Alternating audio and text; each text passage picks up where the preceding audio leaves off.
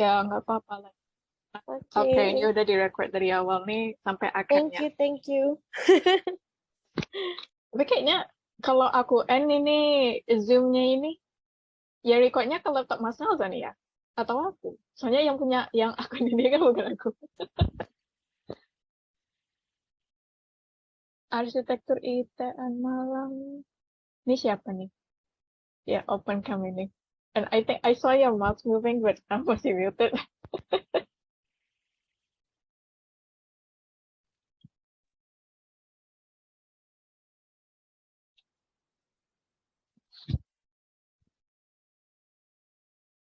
Oke, status update.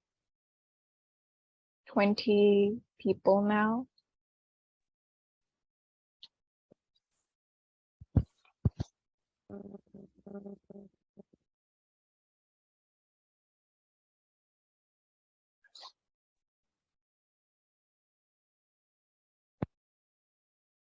Mbak Dea, Mas Ayub, Mas Praman.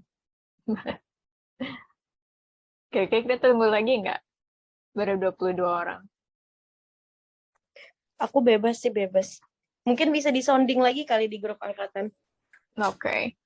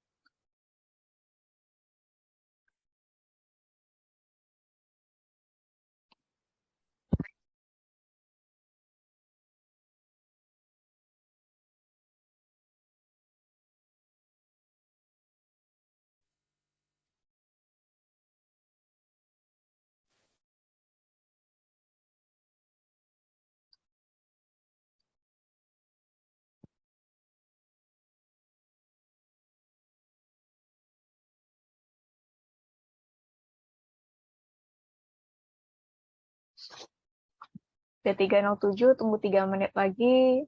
Jadi 3:10 kita langsung mulai aja ya. Oke.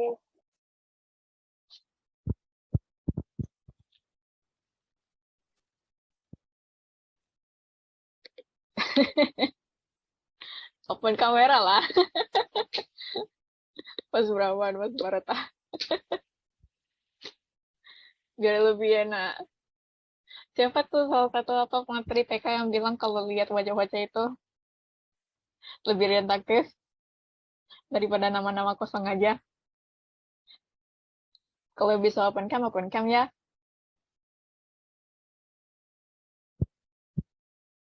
Mau Mbak Tatum, aku lagi di jalan. Halo, aku baru join Mbak Tatum. Kata kunci ya. Hmm.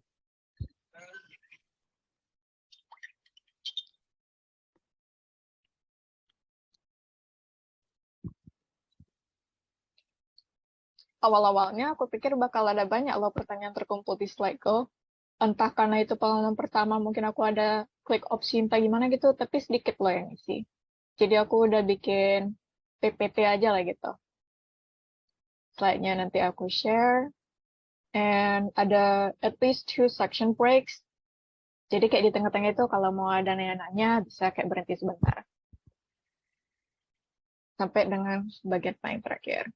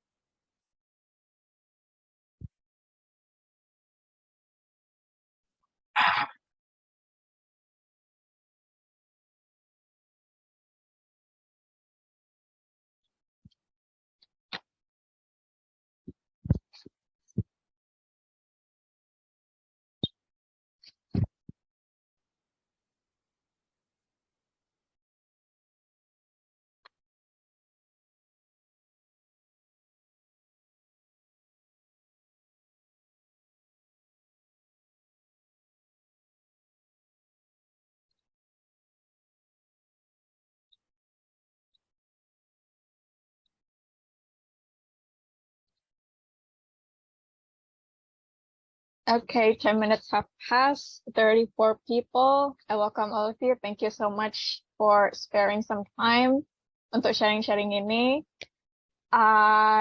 Ya karena banyak ya yang awal-awalnya udah dari hari PK ketiga lah gitu, udah minta aku coba sharing-sharing riset gitu. Kayaknya ada yang bongkarin gitu soal jazz. Aku profilnya pas di grup jadinya banyak mau nanya-nanya. Ya aku bikin lah ini, mumpung lagi ada waktu sebelum nanti malam ngajar. I can spare about like 1.5 hour tops untuk sharing-sharing lah sedikit tentang pengalamanku. Atau again, disclaimer, I'm not extremely expert in research. Karena aku memang juga masih research assistant. Di sini kan juga banyak yang udah dosen, bahkan ada yang punya Scopus lebih banyak dari aku. Aku cek apa di biodata, itu ada loh, Mas Urip Prabowo, udah 7 Scopus, lebih banyak dari aku baru 4 yang udah publikasi di Scopus. Ada juga yang udah publikasi buku, dosen-dosen jauh lebih berpengalaman. Jadi ini sharing-sharing casual aja, nothing stiff. I'm just going to share my experiences in this field. So let's get to the point. I'm going to share my screen. Okay. Kira-kira jelas nggak? Jelas, Kak. Jelas. Jelas banget, jelas banget. Jelas. Jelas, men. Okay. Sharing session kali ini probably the first, hopefully ini bukan yang pertama aja atau yang terakhir. Nanti ada lagi kita selanjutnya kalau ada sparing waktu gitu. Meskipun udah lanjut kuliah, mau sharing-sharing lagi di grup dosen ini gabung sama yang lain masih diadakan lagi. Tapi ini yang pertama lah. Journal Management Research Writing and Career Experiences of me. Nanti Cambridge student, and aku alumni Universitas Sancang Kuning, Pekanbaru, Indonesia.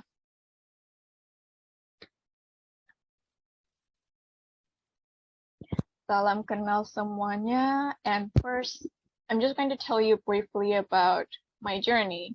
Salah satu pertanyaan di SlideGo, di SlideGo itu kan sedikit ya, pertanyaan-pertanyaan yang tadi aku mention. Jadinya aku coba rangkum aja semuanya, ada yang nanya tentang pengalamanku itu seperti apa. So at first, sebagai research assistant atau researcher in general, pertamanya itu di tahun 2018 pas aku masih semester 3, dia 1, itu diajak sama dosen jadi proofreader, content editor. Aku pengen belajar tentang nulis artikel itu kayak mana tuh Pak. Kemudian tuh Habundin namanya, bisa cek gitu di Google dia bagaimana. Jadi dia langsung main tentang aku aja. Coba kamu nulis artikel di conference speaker gitu. Makanya mendadak langsung terjun gitu aja. Aku belum tahu apa-apa, tapi di guide-nya lah. Coba nulis artikel, waktu itu juga aku kan belum tahu pengen jadi research executive seperti apa. Bidangku secara gedenya tuh pendidikan bahasa Inggris, tapi belum tahu spesialisasinya itu mau seperti apa. Jadi waktu itu mumpung lagi ada konferensi tentang forensic linguistic at the time, so I just wrote an article reviewing about what it's going to be like in the future. Bakal pakai AI to assess the field. Jadi itulah diterima di Februari 2019. After that, dia coba tantang lagi, coba jadi editor gitu. Di Al-Shar Journal. Itu baru dia establish tahun 2019. Jadi waktu itu baru isu pertama, coba main-main aja. Editor itu kayak mana kerjanya. Di sini ada nggak yang juga journal editor? Yang isi biodata ada loh beberapa yang juga punya jurnal.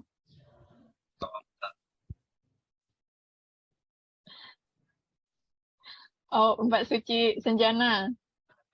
Mbak Suci kalau boleh sebentar open mic. Editor jurnal apa Mbak? Saya jurnal JIA, maaf ya di sini azannya sebelah masjid soalnya.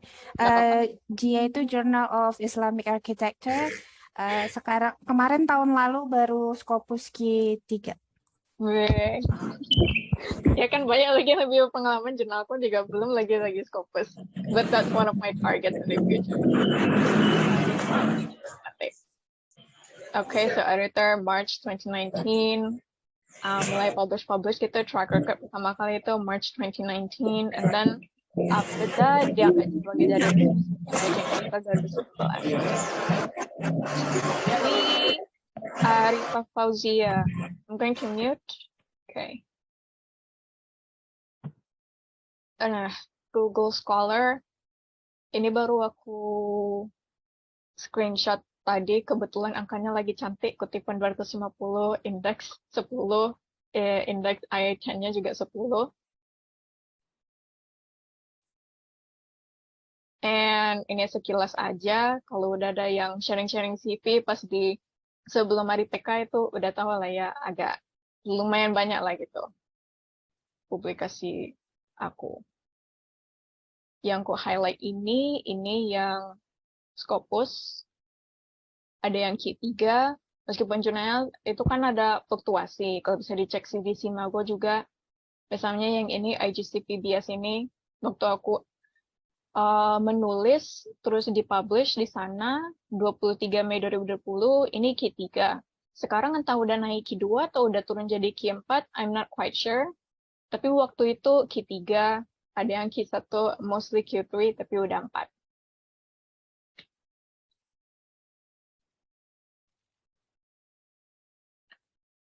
Nah, kalau itu track record aku secara pribadi aja, yang menulis aja. Kalau yang jurnal, this is my journal, Austra Journal of English Language Studies, tahun 2020. Paling terakhir 30 Desember, itu alhamdulillah udah diakreditasi Sinta 3.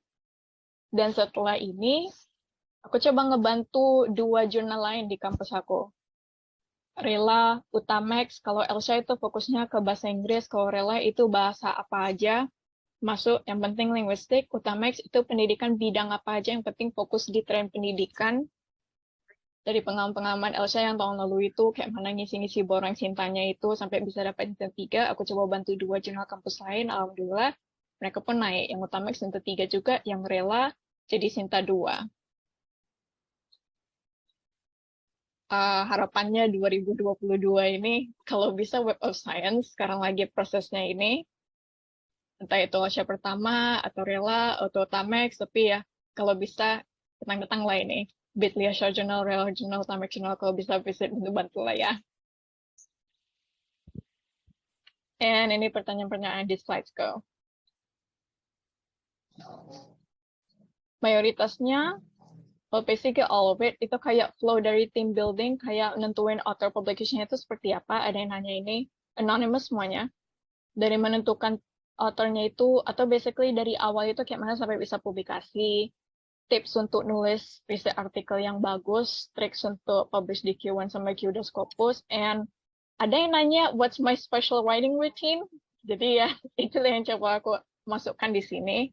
But break sebentar, ada nggak pertanyaan-pertanyaan lain yang mau ditanyakan? Yang selagi slide-slide ini dilanjutkan, bisa sambil aku jawab.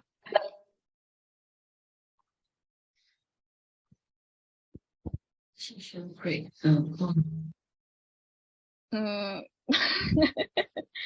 Ini sekalian baca chat, atau kalau mau ada yang open mic bisa raise hand. Pakai jersey MU, I don't have it, Mas Barata. Ada pengalaman riset selain skripsi apa lagi publikasi karya ilmiah? Oh, oke. Mas Bramanya belum ada pengalaman ya? Belum ada, Mbak. Makanya pengen tahu caranya gimana di sini. Oke. Kebetulan nanti adalah prosesnya. I'll try to explain that too. Apalagi nih, selesai dulu, lagi sibuk pacaran. Scopus satu cuma sedikit arsitektur.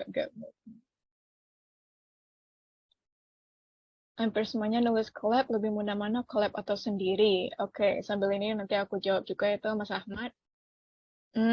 Kolaborator luar, pengalaman saya setiap kolaborator dengan orang luar reviewnya cepat.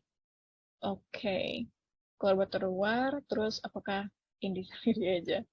Oke, lanjut aja lagi ya. At least I got 2 solid questions here. Tips menilai referensi dan kriteria referensi yang dipilih. Oke.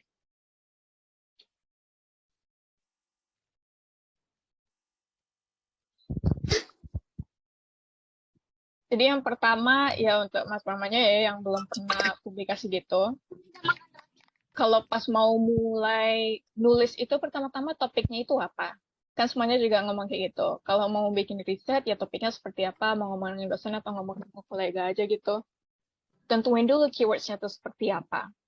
Topiknya seperti apa. pakai aja kata-kata kuncinya itu. Kalau misalnya itu pendidikan itu masih terlalu lebar. Pendidikan apa spesifiknya? Lebih spesifik, makin spesifik lagi, itu tuh makin bagus. Sampai bisa dapat orang-orang yang memang tertarik dengan itu. Jadi misalnya, ya memang karena aku pendidikan bahasa Inggris, aku biasanya ngasih konsultasinya ke area-area itu. Jadi maaf untuk yang pengen lebih tahu riset yang di bidang-bidang saintek atau di hukum gitu, karena that's not my expertise. Tapi misalnya yang pendidikan, ada yang mau decide untuk coba kolaborasi, karena belum pernah publikasi begitu aja. So the first thing that I would like to talk with them, itu tuh topiknya tuh tentang apa. So maybe it's an education, maybe it's about, it involves their students, maybe they want to do a survey, but what specifically, metodenya bisa jadi keywordsnya itu, entah itu CDA, atau multimodal, SQL, dan lain-lain, pokoknya makin spesifik, makin bagus. Yang kedua, nah ini yang mau ditentukan, this is also one of the tips, tricks, untuk bisa diterima di jurnal-jurnal bagus, yang Scopus atau WAS, research gap-nya itu harus jelas. I don't mind explaining this if needed, tapi kalau bisa ada nggak yang tahu lah gitu, research gap ini nih kayak mana? Ada nggak yang mau move forward? Coba jelasin, what do you understand about research gap?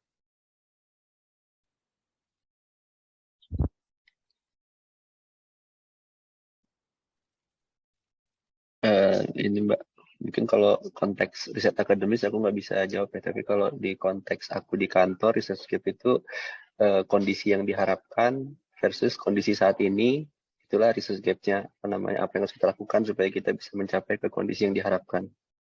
Oke, itu bagus banget jawabannya itu. Salah satu interpretasi research gap yang memang solid banget. Realitanya seperti apa, idealnya seperti apa, berarti ada kesenjangan di antaranya itu. Gambarnya ini kalau research gap ya emang clipart-nya semuanya kayak gini aja.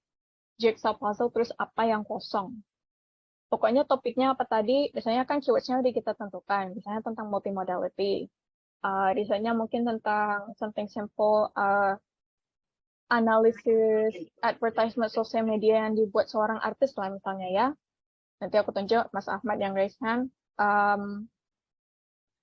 Setelah udah dapat keywords-nya itu, nanti kan kita baca-baca antara Google Scholar atau di database yang lain, jurnal tertentu, terus dilihat yang jarang dilakukan orang itu seperti apa. Dia nggak harus spesifik apa yang idealnya seperti apa, terus realitanya yang seperti apa, tapi yang pentingnya itu research gap itu something that people haven't done, or something people have done less, yang jarang dilakukan, yang masih ada area kosong. Little is known about this stuff. Very few people have done this. Little research is found regarding this topic. Jadi kalau ada kata-kata yang kayak gitu, itu research gap-nya kita coba bisa masuk ke area itu. Udah kelar, udah dapat keywords-nya, udah dapat research gap-nya, langsung kita bikin aja draft MRAT-nya. Karena ini kan masih mikir topiknya itu seperti apa, mikir mau bikin artikelnya itu seperti apa. Baru dia tahap diskusi dengan kawan yang, oke, kita mau yuk collab, atau belum lagi punya kawan yang untuk collab. Tapi awalnya kerangkanya dulu buat internetnya kira-kira seperti apa, entah itu cuma bullet points kalimatnya aja. Tapi kalau ada draftnya ini, yang bisa di-share aja ke kawan gitu, kira-kira risetnya aku mau buat seperti ini draftnya gitu, intronya mungkin seperti ini. Metodenya mungkin seperti ini. Literature review-nya kayaknya studi-studi ini yang bagus. Results-nya mungkin kayak gini. Discussion-nya adalah artikel-artikel bagus, mungkin ini bisa kita citasiin gitu. Nggak perlu yang udah lengkap, paragraf aja, bullet point saja. Tapi udah ada draft-nya, udah jelas bullet point-nya seperti apa. At least that's the way that I would do it whenever I try to collab with someone. Tadi Mas Ahmad raise hand mau Boleh open deh. mic? Aku izin nggak buka kamera ya, lagi di jalan juga nih. Iya, nggak apa-apa. Ini tadi yang terkait dengan research gap, Kak. Berarti ini kayak seperti permasalahan yang mau kita angkat ya? Iya. Itu bukan sih? Iya. Oke. Kalau bisa dipertajam lagi, permasalahan yang mau diangkat itu benar, tapi permasalahannya itu harus lebih spesifiknya something that mungkin orang lain jarang lakukan. Jadi ada tuh kata-kata kuncinya itu, little research has been done about this. Jadi itu bukan cuma kayak masalah kita mau analisis X atau Y, bukan cuma masalah kita mau mencari tahu efek dari X terhadap Y atau Z atau M atau A, karena itu tuh cuma masalahnya aja. Itu masih straightforward, masih bisa dibilang ya kalau sebagai komentar editor gitu kayak dry, karena belum ada kesenjangannya itu, belum ada yang menarik tentang analisis ini. So you want to analyze this and this and this. Why? Kenapa? Alasannya, ya kasihlah itu research gap-nya itu. Mas Barata boleh? Suara saya terdengar? Iya, dengar. Ini pengalaman saya nulis tentang material gitu kan, mengenai research gap. Jadi saya pernah coba submit di jurnal dengan impact factor lebih dari 10 dengan apa namanya penelitian saya saat ini. Ternyata mereka menolak karena hampir nggak ada novelty-nya seperti itu. Nah, ternyata terus saya masukkan di jurnal dengan impact factor yang agak lebih rendah sekitar 8. Mereka kesusahan cari reviewer yang punya bahan sama gitu, punya pengalaman sama. Jadi agak bingung juga mengenai research gap ini, apalagi yang berkaitan dengan novelty gitu. Karena nggak semuanya bisa kita tulis, nggak semuanya juga kita bisa submit dengan jurnal yang punya scope seperti itu. Itu sih Kak, pengalaman aja sih Kak. Iya, kalau pengalaman Mas Barata itu kendalanya bukan di research gap Mas Barata, bukan di situ, tapi kendalanya itu dari pemilihan jurnalnya aja. Kan yang pemilik jurnal itu kan juga orang-orang yang berbeda. Ada jurnalnya dimiliki oleh orang atau instansi yang mereka memang punya peer reviewer yang banyak, luas pengalamannya juga, bisa handle topik-topik seperti ini, dan kebetulan waktu itu mereka juga lagi available gitu, jadi tergantung timingnya juga. Mungkin kalau misalnya disubmit lagi ke jurnal yang sebelumnya itu, barangkali mereka udah ketemu peer reviewer yang bisa menerima research gap-nya itu, atau yang bisa mengomentari research gap atau topik penelitian Mas Barata yang waktu itu disubmitkan. Karena kan tergantung juga. Saat kita submit bisa jadi, ya pengalaman aku sebagai jurnal editor juga, kadang-kadang kan juga ada periode di mana banyak profesor luar negeri itu yang mereka lagi on leave. Jadi kayak dapat artikel topiknya tentang ini, terus ada aku reviewer yang memang expertnya di situ, aku shoot email, request dia untuk nge-review, tapi dia lagi on leave. Tunggu bulan depan lagi baru bisa balik. Jadi mungkin waktu itu karena dia nggak available, and I don't have any other peer reviewer untuk melakukan itu, makanya aku decline paper ya Mas Barata gitu lah gitu ya. Karena tidak bisa nge-reviewnya, because I don't have the people to do it at that time. Bisa jadi kayak gitu. Makanya lama betul ini, udah hampir 4 bulan. Iya. Oke, makasih Kak. Okay, I'm glad that helps. Nah, yang kedua, choosing co-authors. Choosing co-authors, I think I can go through this quickly because this is basically the point of our group lah. Tapi untuk yang masih di awal-awal, waktu pengalaman aku di S1, aku nyari co-author itu tuh langsung nyari dosen kampus aja. Bisa juga kita lakukan di S2 atau S3 mau collab gitu, siapa yang topiknya sama dengan mirip dengan kita. Termasuk juga ini bagian dari riset staff kampus kita tuh seperti apa. Kan waktu kita aplikasi kita kan udah riset gitu, siapa-siapa aja orang-orangnya kan. Bisa lebih detail aja lagi, cek orang-orangnya yang di departemen kita. Namanya plus Google Scholar atau ResearchGate atau Scopus atau Orchid. Kalau yang masih di dalam negeri, Sinta, namanya terus di Google plus Sinta gitu aja, jadi bisa lihat track record mereka itu seperti apa. Yang paling tinggi citasinya, atau yang kedua paling tinggi, atau yang paling banyak publikasinya, yang paling banyak citasinya, atau memang tertarik aja kita mungkin dari foto profilnya aja. Bisa aja kita shoot aja email dari mereka. Cek emailnya, kalau di Google Scholar kan kayak nggak bisa dilihat, tapi kan bisa diklik aja nanti papernya, terus ada emailnya, bisa shoot. Yang penting sopan-sopan aja. Atau ya, kita Supernova, kalau ada yang sama topiknya, risetnya mau seperti apa, biodatanya kan udah dibuka itu. Udah bentuk Excel. Jadi kalau ada bidangnya yang sama, ya mau collab, tinggal share aja emailnya. Atau dengan mahasiswa sendiri. Kita jangan bias aja dengan cuma dosen-dosen aja yang berpengalaman terus cuma mau sama mereka aja nulisnya.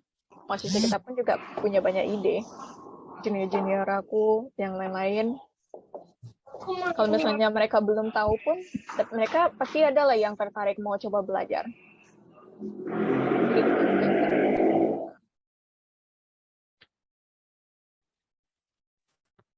And pilih jurnal. Jadi draftnya udah, tim penulisnya udah, sekarang nyari jurnalnya aja lagi. Yang paling basicnya, paling simpelnya ya cari aja dari Simago.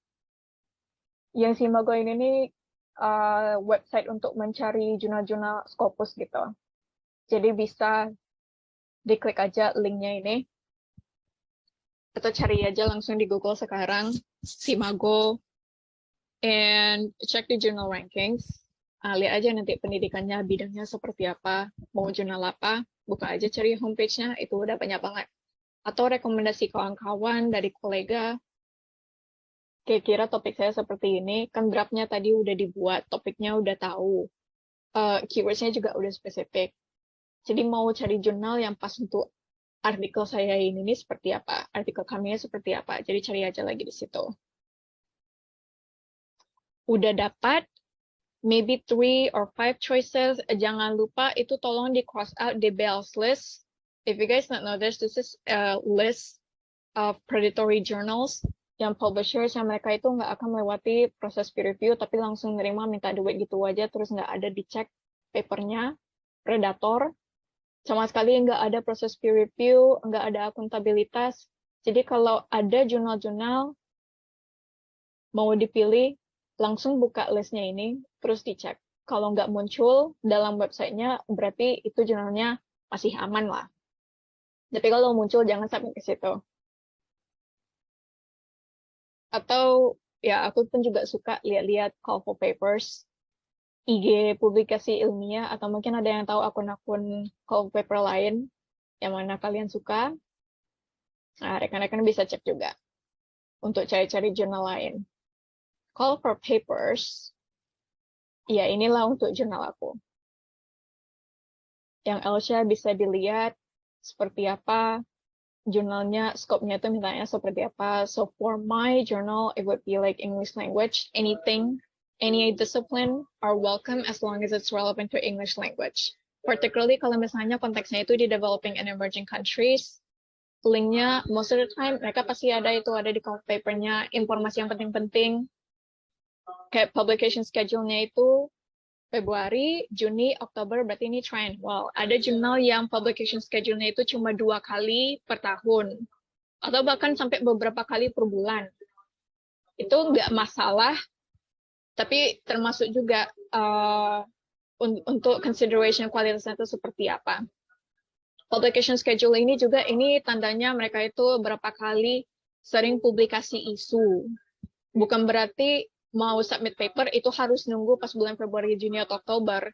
Atau mereka ada deadline-deadline tertentu. Submitnya bisa kapan aja. Cuma mereka bakal consider papernya, di-review terus-terus. Tapi mereka cuma bakal rilis secara officialnya pas bulan-bulan ini aja.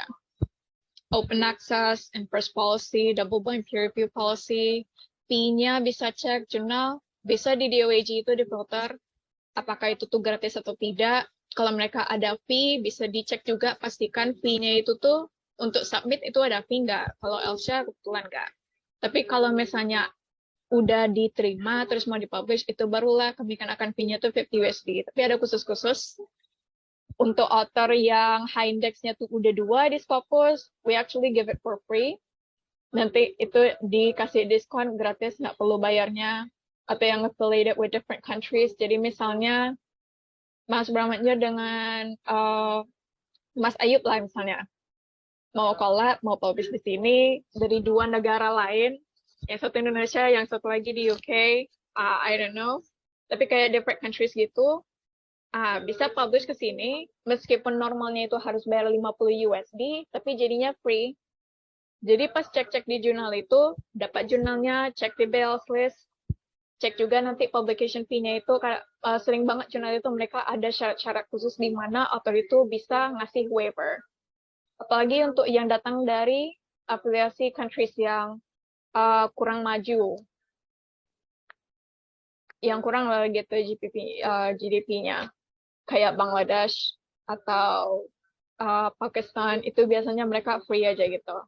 Karena datang dari negara tertentu. Indexingnya tergantung kualitasnya, publisher-nya dari mana, apakah mereka itu organisasi tertentu atau mereka berbasis kampus, and editorial prosesnya.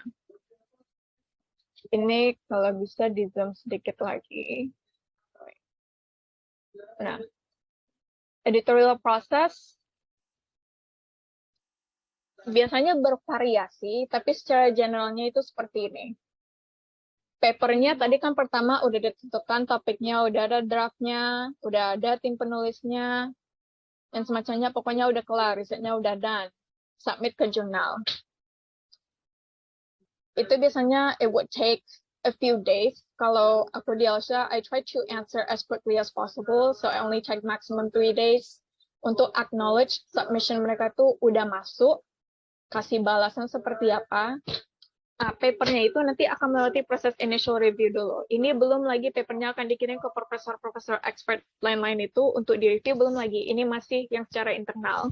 Bakal dicek dulu dia cocok dengan scope-nya. Karena memang pengalamanku, jurnal aku itu bahasa Inggris, pendidikan bahasa Inggris, tapi bisa pula masuk paper neurologi, ada yang submit paper tentang matematika gitu. So, aku nggak mungkin sembarangan ngirim ini ke profesor lain-lain gitu. Padahal itu bukan bidang aku. Aku bacanya pun nggak paham. Jadi harus dicek dulu. Sebagai editor ini masuk ke scope-nya. Selain itu dicek juga plagiarism percentage-nya. Jurnal pun itu beda-beda juga tolerance-nya. Ada yang kalau misalnya 30% itu masih oke, tapi disuruh authornya untuk tolong turunkan lagi. Belum di-reject, tapi tolong turunkan lagi. Atau yang toleransinya itu memang hard banget, harus di bawah 10%. Jadi kalau lebih dari itu aja, langsung di decline-nya. Tergantung jurnal masing-masing. Udah dan itu, udah kelar, fit scope-nya, dia original, bukan plagiat, barulah dikirim ke peer review. Nah, this is the process that will take a long time. 3 bulan tuh udah standarnya dan memang oke lah gitu. Karena kalau 3 bulan ini kan berarti submission-nya ada lewat prosesnya, editornya ada, mereka ngecek papernya seperti apa, profesor-profesor yang di reach out itu at least more than just one people, ya minimal itu harusnya 2 atau 4 lah ya, paling minimal untuk jurnal yang bagus, yang rata-rata mereka itu Sinta 4 atau Sinta 3. Udah ada proses mereka cek itu, profesor-profesor itu kan juga sibuk. It would be very rare for you to find professors that would submit their reviews within a day or two. Mayoritas butuhnya sampai 3 minggu. Kalau kurang dari 3 minggu itu, biasanya mereka bakal bilang, decline aja langsung pas di request-nya itu. That's why it would take about 3 and even more. Nah, itu pun juga masih proses mereka nge-reviewnya. Mereka komentarin paper-paper kita seperti apa, mereka kasih ke kita, editornya juga cek, kasih ke authornya, itu pun juga melewati proses di mana authornya sendiri untuk perbaiki itu. Makanya rata-rata memang 3 bulan tuh yang paling cepat.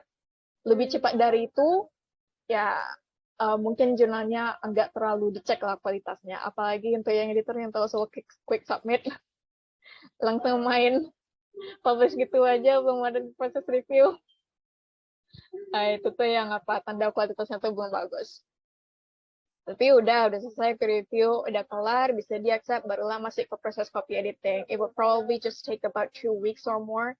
Karena ini prosesnya cuma untuk memastikan nggak ada lagi yang salah-salah. Proofreading, grammarnya, punctuation-nya, layout-nya, gambarnya harus jelas.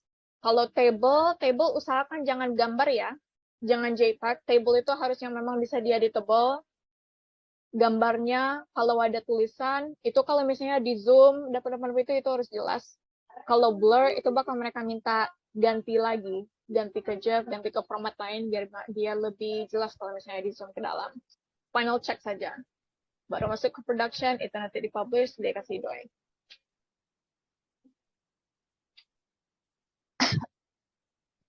Oke.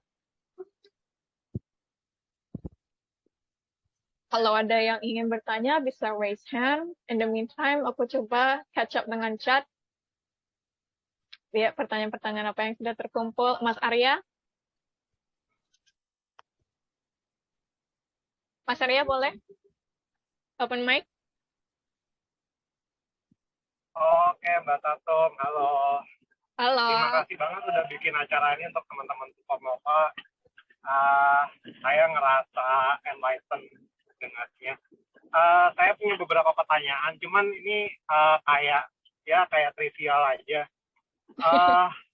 Gini Mbak, saya kebenaran juga lagi disuruh nulis, tapi lagi stuck di introduction gitu.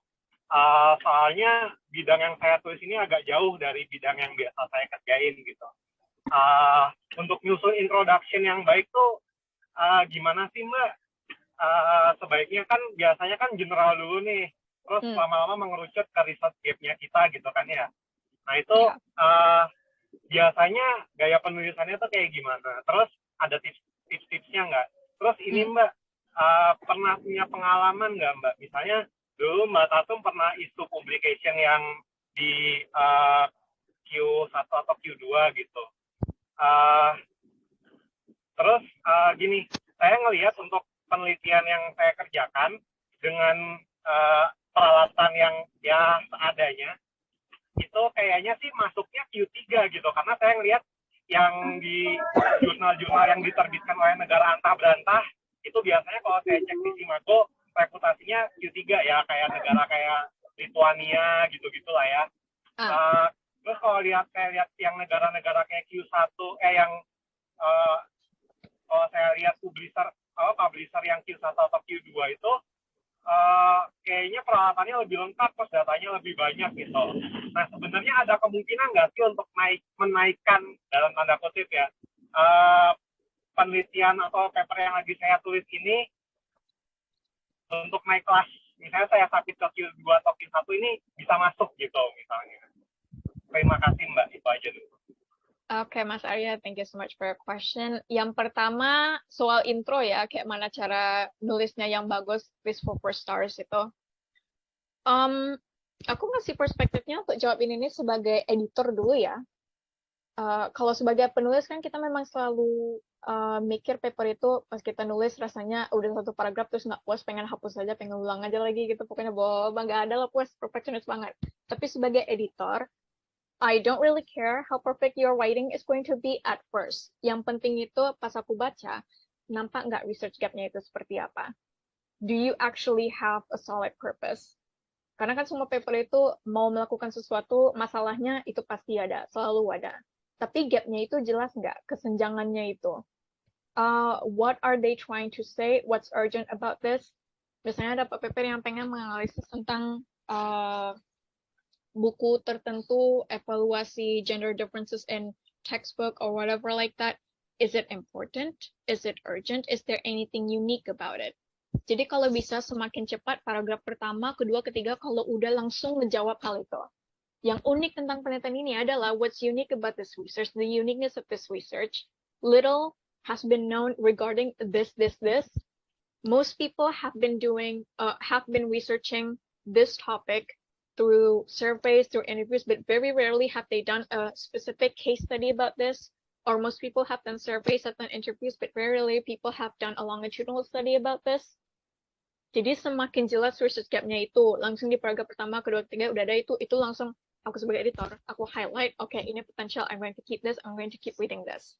Karena jelas papernya ini nih ada potensi. Kalau itu belum jelas, well, to be honest, I would be bored. Jadi langsung ada komentar aja, ini research-nya mana ini? And then I would probably just gloss over the rest. Karena sebagai editor juga ada ratusan paper-paper lain. Tiap hari itu tuh ada lusinan yang perlu dievaluasi, jadi sulit. Kalau yang se-basic research gap itu tuh belum jelas. Belum lagi masalah metode, belum lagi yang lain-lain yang pengen diketahui itu untuk editor, jurnal-jurnal Sinta yang level tinggi dan Scopus memang selalu itu. Itu juga pengalamanku waktu menulis di Q1, Q2. The first thing that the editor comment waktu itu aku submit ke paper Teaching English with Technology, itu Q1 jurnal dari Poland itu. Langsung itu yang dipertanyakan sama editornya, what's your research gap? Kalau untuk menaikkan Scopus lain gitu, tergantung jurnal gitu, I think that maybe Mbak Suci ya tadi, Mbak Suci Sanjana yang udah jurnalnya udah Scopus Q3 tadi, if I'm remembering correctly. Mbak Suci kayaknya bisa jauh lebih detail. Because Enggak, admittedly, my journal itu ya masih Sinta 3. I haven't gone through the process dan belum kelar. Tapi Mbak Suci udah Scopus Q3 jurnalnya. tapi kalau dibandingin Mbak Tatum aku masih bocil. Tadi gimana tadi pertanyaannya, sorry. Mas Arya? Ya, jadi gini, saya punya penelitian, terus saya lagi nulis juga nih. Terus kalau saya lihat-lihat, saya compare-compare, kayaknya dengan peralatan dan data yang saya punya, itu kayaknya sih paling banter masuknya Q3, karena untuk Q2 saya harus punya peralatan tambahan, terus datanya juga lebih lengkap biasanya. Kalau saya ngeliat-ngeliat yang tipikal jurnal di Q1 sama Q2 aja. Jadi saya agak minder gitu. Ya mungkin kalau saya nyoba-nyoba sih bakal ketolak gitu. Cuman pernah ada pengalaman nggak sih misalnya jurnal apa yang misalnya punya Mbak Tatum, kan ini saya rasa ini Q3 tapi ya udah coba aja masukin ke yang lebih tinggi gitu, terus keterima gitu. Pernah ada pengalaman nggak, dan tipsnya gimana? Oh, oke. I got it. Mbak Suci, boleh jawab duluan nggak itu pertanyaan Mas Iya, Arya? kalau dari segi penulis, sorry aku juga, karena aku masih bocil banget, jadi di Scopus aku masih proceeding aja. Tapi aku juga jawab dari segi editor dan dari guru besar yang jadi mentor aku. Nah, yang pertama itu triknya kita tuh ngelis dulu. Pokoknya jangan nggak pede, karena dari awal tuh memang punya kita tuh istilahnya kalau punya saya sendiri apa nih sampah gitu, tapi ya udah di submit aja. Yang penting pas awal tuh kita udah filter sendiri. Yang pertama itu saran dari prof mentornya saya, kita bikin 5, sama kayak kita mau apply kampus kan, kita bikin list. Nah, sama jurnal kita bikin list. Yang pertama tuh yang paling tinggi. Jadi Q1, Q2, Q3. Jadi always have like 5 journals alternative.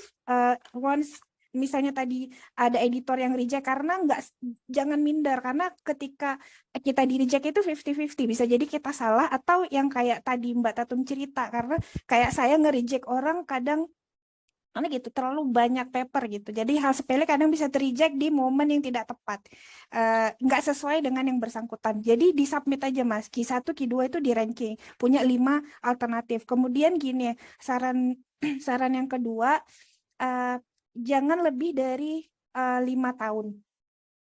Jadi yang kita reference tuh 5 tahun. Kalau misalnya gini, kalau di Scopus tuh kan antriannya lama banget. Nah, jaga-jaga 4 tahun deh paling mentok. Dan usahakan misalnya mau di Elsevier, nanti lihat aja listnya di Elsevier, terus jurnal apa, usahakan untuk citasi dari jurnal tersebut gitu. Jadi at least ada paper dari jurnal yang mau kita tembak tadi. Nah, kan tadi ada 5 alternatif. Kelima-limanya draft kita itu bisa jadi beda untuk masing-masing. Sama kayak kita apply kampus, ada pasti personal statement yang kita edit dikit. Nah, it's the same for our draft gitu. Kemudian Emang sih. Ada tambah lagi, Mbak? apa ya, ini grammar. Jadi as simple as kita lihat itu dari negara mana. Jadi kalau misalnya itu ke UK ya kita sesuaikan bahasanya gitu. Kalau atau jangan bercampur-campur gitu, nanti di UK di US kayak gitu sih. Sekilas saran yang aku catat, soalnya aku masih bocil, maaf ya guys. Iya, tapi untuk nambah ya dari Mbak Suci, itu juga termasuk dari tips-tips nulis artikel yang bagus. Apalagi 2 tips yang paling solid itu, reference itu usahakan 5 tahun terakhir. Sometimes people would tolerate if it's like 10 years ago. Cuma memang, ya Mbak Suci, kita sebagai editor rasanya kayak nyeh gitu ya, kalau misalnya ngeliat paper yang citasinya paper 2013, 2012 Oh ini Mbak Tatum, gitu. Mbak Tatum ada gini juga nggak? Kalau di aku itu sama in chief-nya aku udah dititipin. Ini yang disitasi berapa? Cuma 16 doang referensinya. Udah di-kick aja. Kayak gitu. Jadi jumlah yang paper yang kita citasi itu juga bisa jadi di-kick gara-gara itu. Mbak Tatum gitu juga nggak? Iya, kalau citasi rekomenku minimal itu 25. Kalau Mbak Suci gimana? Udah Scopus Q3 minimalnya berapa Mbak Suci? Kalau di aku masih 20. Jadi kalau kayak 16 kan kurang 4 ya. Itu tetap di reject aja karena saking banyaknya paper yang masuk. Iya, tapi itu juga memang agak fleksibel gitu. Because sometimes I would get papers yang quality tulisannya itu memang bagus banget, potensialnya high, tapi emang referensinya minim. Karena orangnya tuh pandai berargumen dengan idenya sendiri, tapi dia jarang ngesitasi. Itu masih aku kasih kesempatan. Jadi kan tergantung juga papernya seperti apa. And I would like to also add on Miss Suci's answer mengenai minder-minder lah gitu ya. Apakah paper kita pantas Q1 atau Q2, Q3 gitu tuh. Ini my personal trick aja. Any paper that I have, I submit it immediately to paper yang paling tinggi, ke jurnal yang paling tinggi kualitasnya, Q1. Karena di jurnal-jurnal itu kan selalu dievaluasi. The way that they would answer it, they always provide feedback. Jadi aku submit aja ke jurnal Q1 langsung. Mau paper aku sampah, mau paper aku bagus, gimana aja, aku langsung pilih aja jurnal Q1. Entah itu masih bakal di reject, that's okay. Because what I'm aiming for is their feedback. Mereka bakal nge-reject, tapi mereka nge-rejectnya itu ngasih masukan. Kenapa ini kurang, salahnya di mana, what should I do to improve it. Jadi sasaranku itu aja. Udah selesai, dapat feedbacknya itu, baru nanti aku cari-cari jurnal-jurnal lain. Entah itu masih Q1, atau aku turunkan jadi Q2 atau Q3, karena itu merasa yang lebih pede gitu. I don't really care about it, karena feedbacknya itu yang dicari. Kayak mana cara improve-nya itu papernya sampai layak. I think that's it, kira-kira Mas Arya. Subscribe. Oke. Sebentar ini aku lihat yang di chat ada yang nanya juga ya tadi yang apakah bagusnya itu collab dengan kawan-kawan lain atau dengan sendiri aja, karena tendensinya itu kayaknya paper banyakan yang dipublish itu tuh kalau banyak author. This actually doesn't really matter. Cuma masalah apakah kita itu perlu collab atau cuma main sendiri aja itu lebih ke penulisnya daripada editornya. Kalau editor kita nggak terlalu peduli-peduli banget sih apakah paper ini dari multiple countries, multiple affiliations atau multiple authors. Yang penting tuh papernya aja, bukan authornya. Di bagian penulisnya itu tuh mungkin berpengaruh in terms of the quality of their work. Mungkin mereka tuh pengennya ada orang lain yang bisa assist di finance-nya atau assist di bagian proofreading-nya, assist di bagian theoretical basis-nya itu. Secara general, I do actually recommend that you collab with someone else. Bukan cuma masalah karena itu tuh dari koneksinya itu mereka bisa jadi lebih banyak, but also because daripada jadi lone wolf yang kita tuh cuma tahu sendiri-sendiri aja, kayak mana itu sepertinya. Kalau kita collab dengan orang-orang lain, mereka bisa ngebantu kita juga. Meskipun itu cuma dari segi proofreading-nya itu seperti apa, tapi juga ke depan-depannya. Bukan cuma papernya sampai selesai, tapi kan yang ngesitasinya itu ke depan-depannya, papernya udah selesai, udah kelar, oke, dan kalau misalnya cuman kita aja sebagai sole author, kita punya full responsibility untuk nge-share paper itu, untuk minta orang-orang lain untuk tolong citasi paper saya lah gitu misalnya kan. Tapi kalau ada co-authors yang lain, selain mereka udah ngebantu di proses artikel itu masih jadi draft terus udah dipublikasi, setelah publikasi itu dan ke depan-depannya tahun-tahun ke depan, mereka tuh juga ngebantu di bagian citasinya itu. Because they have their own students who would cite their own paper, they would have their own colleagues who would cite their own paper, and because you have your name there, citasimu pun terbantu juga. Jadi memang kalau aku sederhana rekomend collab. Mas Fatiaris, gimana nih name-nya? Halo, aku Halo. baru join nih. Maaf ya pakai baju MU yang pendukung Liverpool, jadi mungkin biar lebih mudah panggil aja Mahendra ya. Jadi ya agak susah manggil Fatia Rizky, mungkin pakai Mahendra aja. Okay. Jadi aku ingin nanya nih masalah tentang paper, masalah tentang apa ya istilahnya, reference. Jadi aku pertama kan ada tadi tentang reference yang harus paling nggak paper literaturnya adalah yang 5 tahun atau bahkan 10 tahun sebelumnya paling nggak mentok-mentoknya. Nah, kebanyakan di paper yang di ilmu komputer, khususnya di computer science itu kebanyakan beberapa ada yang agak jadul. Contoh, dosenku kemarin ngambil tentang page ranking, di mana paper page ranking ini kebetulan yang buat si Sergey Brin itu tahun 1999 atau 98. Tapi paper tersebut secara komprehensif dia dibuatnya paper dosenku ini tahun 2018 ke bawah. Jadi berarti itu dari angka tersebut apakah itu juga menunjukkan sebuah relevansi atau karena kan nggak semua literatur ada yang terupdate kayak gitu. Dan juga mungkin ada kisah unik juga masalah paper. Aku bikin paper tentang data warehouse di mana paper ini mungkin karena untuk kebutuhan kampus aja sih kayak untuk lulus gitu. Jadi harus bikin paper. Aku buat agak ngaco, tapi dari outputnya udah lumayan. Namun pada saat aku kuliah baru aja diterangin tentang data warehouse, ternyata konsep data warehouse yang dimaksud itu dengan paper yang aku buat itu cukup melenceng atau berbeda. Itu apakah ada permasalahan atau gimana gitu aja sih, pengen cerita gitu. Oke. Untuk yang pertama soal citasi itu yang terlalu lama. Kalau misalnya semuanya itu memang di bawah 2018, itu memang berpotensi bakal di-reject gitu, karena enggak ada kebaruan. Kalau teori, apalagi dibuat oleh profesor yang tahun-tahun dulu, ya memang we can't help it. Mereka publish-nya di tahun 1960-an, kayak misalnya mau meneliti tentang politeness atau teori speech acts yang lain-lain. Itu kan pelopornya itu memang publish teori mereka itu tuh di tahun-tahun di bawah 2000-an. Disitasi itu oke aja karena itu basis teorinya. Cuma secara keseluruhannya kita harus add something new about it. Kenapa teori yang lama-lama itu mau dipakai lagi? Apa yang sudah dibahas orang-orang lain? Studi-studi lain yang menggunakan teori ini kan itu tuh disitasi. Jadi menambah. Jadi reference-nya itu memang bukan cuma tahun 19-an atau tahun di bawah 2018-an, tapi ada yang tahun 2021-2022. Kalau yang kedua, bisa ulang lagi gitu, maksudnya papernya ngaco, tapi outputnya lumayan cuma melenceng gitu, Jadi maksudnya gimana? sebenarnya kalau secara rangkaian penulisannya sih udah cukup rapi, tapi output yang diberikan ternyata tidak menggambarkan dari teori yang aku dapetin pada saat tadi pagi begitu. Jadi karena juga di kampusku data warehouse itu nggak begitu secara materinya nggak begitu diperdalam lagi sama dosenku karena satu hal dan lain sebab.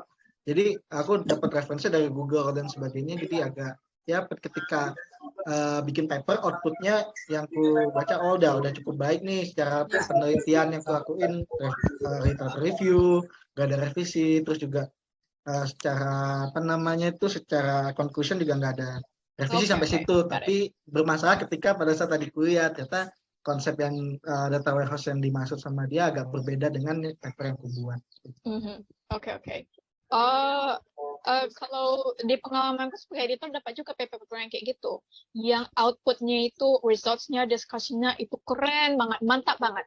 Tapi aku cek di literature review-nya atau di intronya, ternyata teorinya ngawur, melenceng gitu, kayak enggak selaras gitu.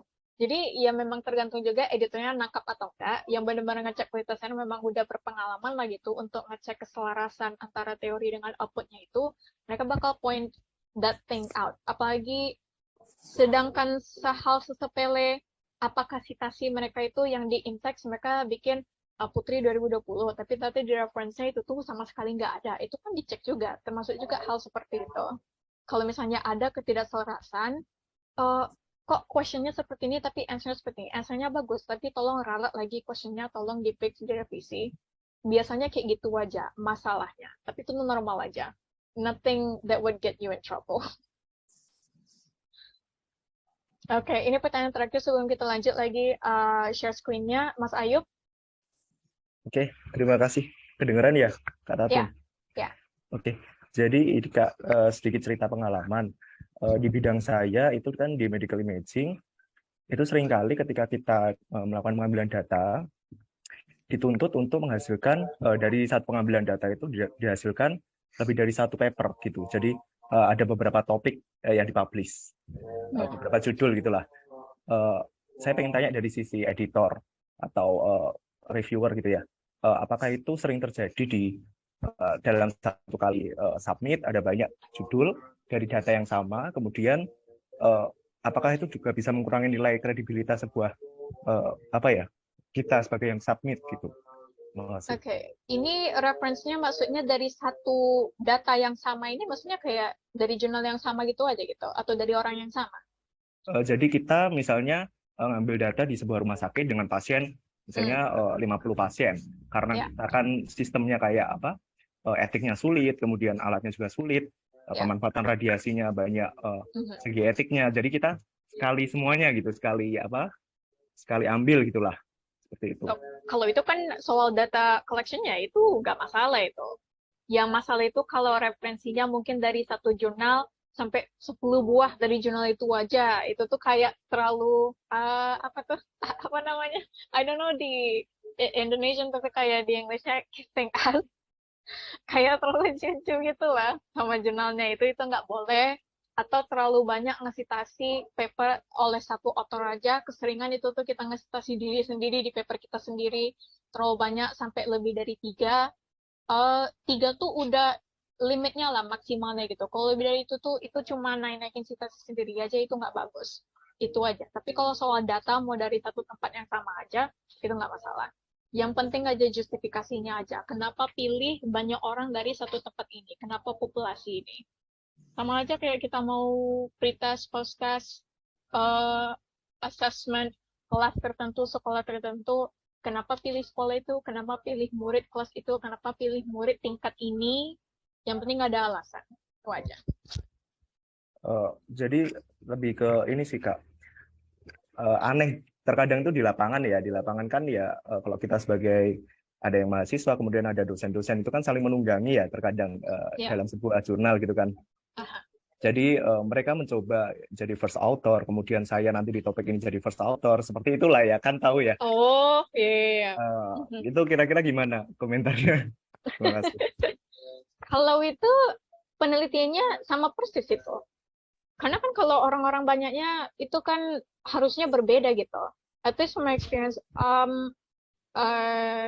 aku ini riset asisten mulai dari semester 3 itu admittedly dia nggak sebagai kayak kelinci percobaan gitu sama dosen aku. Pengalaman kayak backstory sedikit aja. Semester 3, waktu itu aku aja yang interested dengan coba nulis-nulis riset. Kalau mahasiswa saya kan biasanya jarang ya yang mau nulis riset atau bahkan tahu soal itu. Aku karena udah ketahuan duluan aja terus memang tertarik mau belajar aja. Ternyata berhasil aku nulis artikel. Jadi dosen aku pengen coba ngebawa hal ini ke seluruh murid kelas. Jadi gara-gara aku semester 4 semuanya itu malah dituntut untuk ujian harus nulis artikel. Jadi pengalamannya kayak gitu. Semuanya itu harus nulis artikel, individu masing-masing harus first author. Papernya itu mereka kan banyak buat-buatnya sendiri. Tapi semuanya punya giliran sebagai first author. Untuk paper mereka sendiri, sisa 4 lainnya, entah itu dosen atau itu kawan-kawan mereka, tapi itu ada saling bantunya. Jadi siapa yang sampai sempat dipublishnya itu, mereka semua pun naik jadi citasinya, naik track record-nya. Jadinya waktu itu sempat boosting juga, karena kayak kelas aku, angkatan aku, jadi dapat mahasiswa S1 langsung banyak-banyak masalah publikasinya itu, karena gara-gara itu, project itu, artikel itu dijadiin project untuk ujian. Tapi itu swasta, makanya bisa dapat bebas lah dosen itu. Kalau misalnya papernya atau risetnya sama persis, dan cuma satu aja, terus competing siapa yang mau jadi first author, yaitu konflik sendiri yang harus didiskusikan lebih lanjut, siapa yang lebih pantas. Kontribusinya, siapa yang paling duluan, siapa yang mau dikreditkan, itu case by case itu. Siapa yang merasa lebih berhak. Kalau solusinya, most likely, kalau misalnya aku di situasi itu, papernya cuma satu, terus ada probably 3-4 orang competing butuh untuk jadi penulis pertama, ya bikin papernya lain aja lagi. Ya menggunakan data yang sama, tapi areanya tuh beda. Itu termasuk satu slide, nanti ada aku jelasin lagi. Nah, ya. itu akhirnya solusi yang selalu kita gunakan itu, jadi dengan data yang sama, kita menghasilkan banyak penelitian gitu kan, ditaruh di conference yang sama gitu. Jadi kayak ya agak lucu sih sebenarnya kalau kita lagi speaker gitu. Oke. Presenting ya, terima kasih. Oke, kita lanjut lagi share screen-nya tadi. The session breaks has been very good. Strong papers have basically the tips and tricks-nya itu. Obviously, the first one, no plagiarism. Paper tuh punya percentage tolerance-nya sendiri. Kalau kita mau cek itu bisa pakai Blakely atau Grammarly yang Turnitin checker atau yang Turnitin. Yang kedua, good synthesis-nya ini. Ini yang banyak tadi udah dijelaskan oleh Mbak Suci juga. Literature review-nya itu harus yang published within the past 5-10 years karena harus ada kebaruannya itu.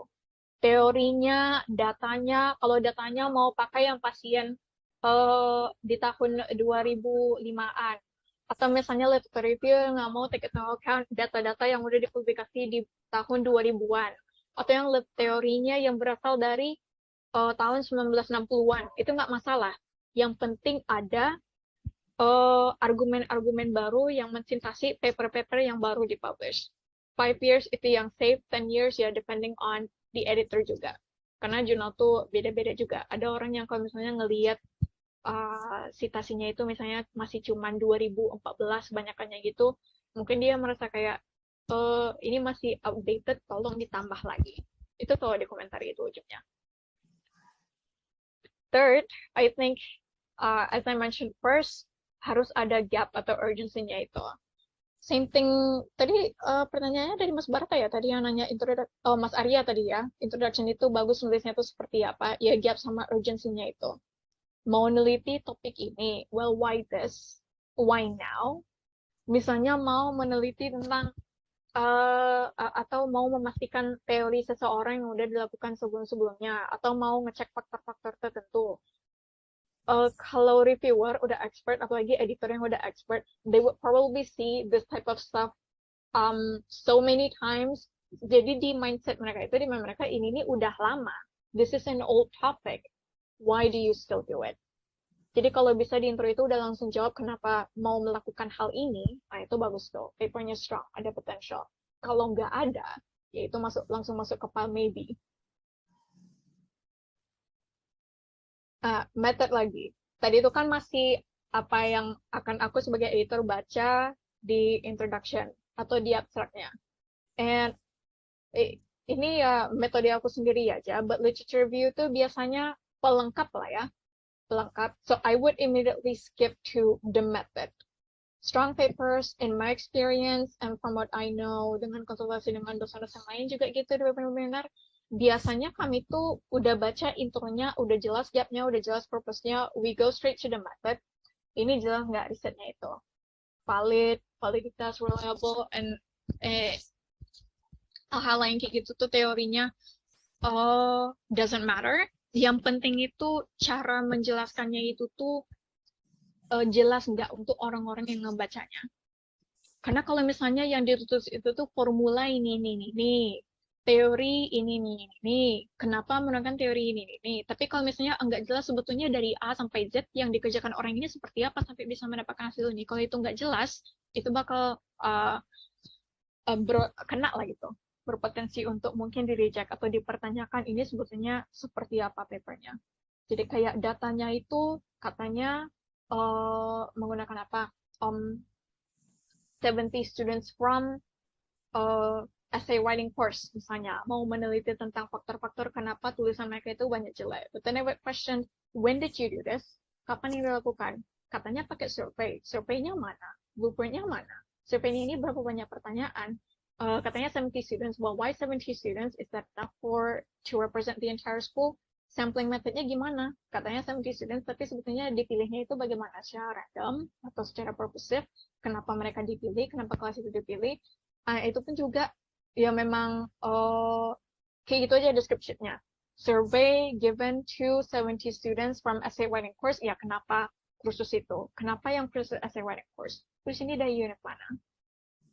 Jadi kayak A sampai Z-nya itu semakin jelas, semakin bagus. And lastly, novelty. What is new about your study? The results, the method, the data, the perspective. Novelty itu tuh yang penting itu kebaruan. Ini nggak wajib harus semuanya. Yang penting ada satu keunikan, ada satu kebaruan, dan ini salah satu hal yang wajib gitu. Apalagi untuk jurnal-jurnal Scopus yang abstraknya itu mereka bukan abstrak bentuk paragraf, tapi bentuknya itu poin-poin. background, method, results, novelty. Karena kan ada jurnal-jurnal yang kayak gitu bentuk abstraknya. Makanya itu novelty itu harus jelas. Kebaruan dari riset ini apa? Mau meneliti tentang kenapa, ya tadi itulah contohnya.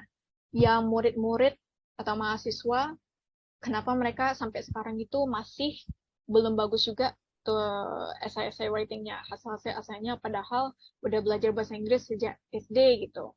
Ini kan masalah kuno, bisa kita bilang kayak gitu. But why are you still doing it? Mungkin yang baru itu karena murid-muridnya ini dari daerah yang jarang diteliti. Atau mahasiswanya ini yang mereka sudah diberi program khusus, tapi ternyata hasilnya masih jelek. Kenapa? Pokoknya something different about your paper with everybody else's. Atau ada yang mirip, tapi karena ini jarang dilakukan, jadi ini ingin berkontribusi dalam area kosong itu, research gap itu. So in summary, that's everything: original content, good synthesis, gap urgency, clear method, novelty. As an editor, if I see all of these ticked on, if it's checked, paper ini bisa dilanjutkan.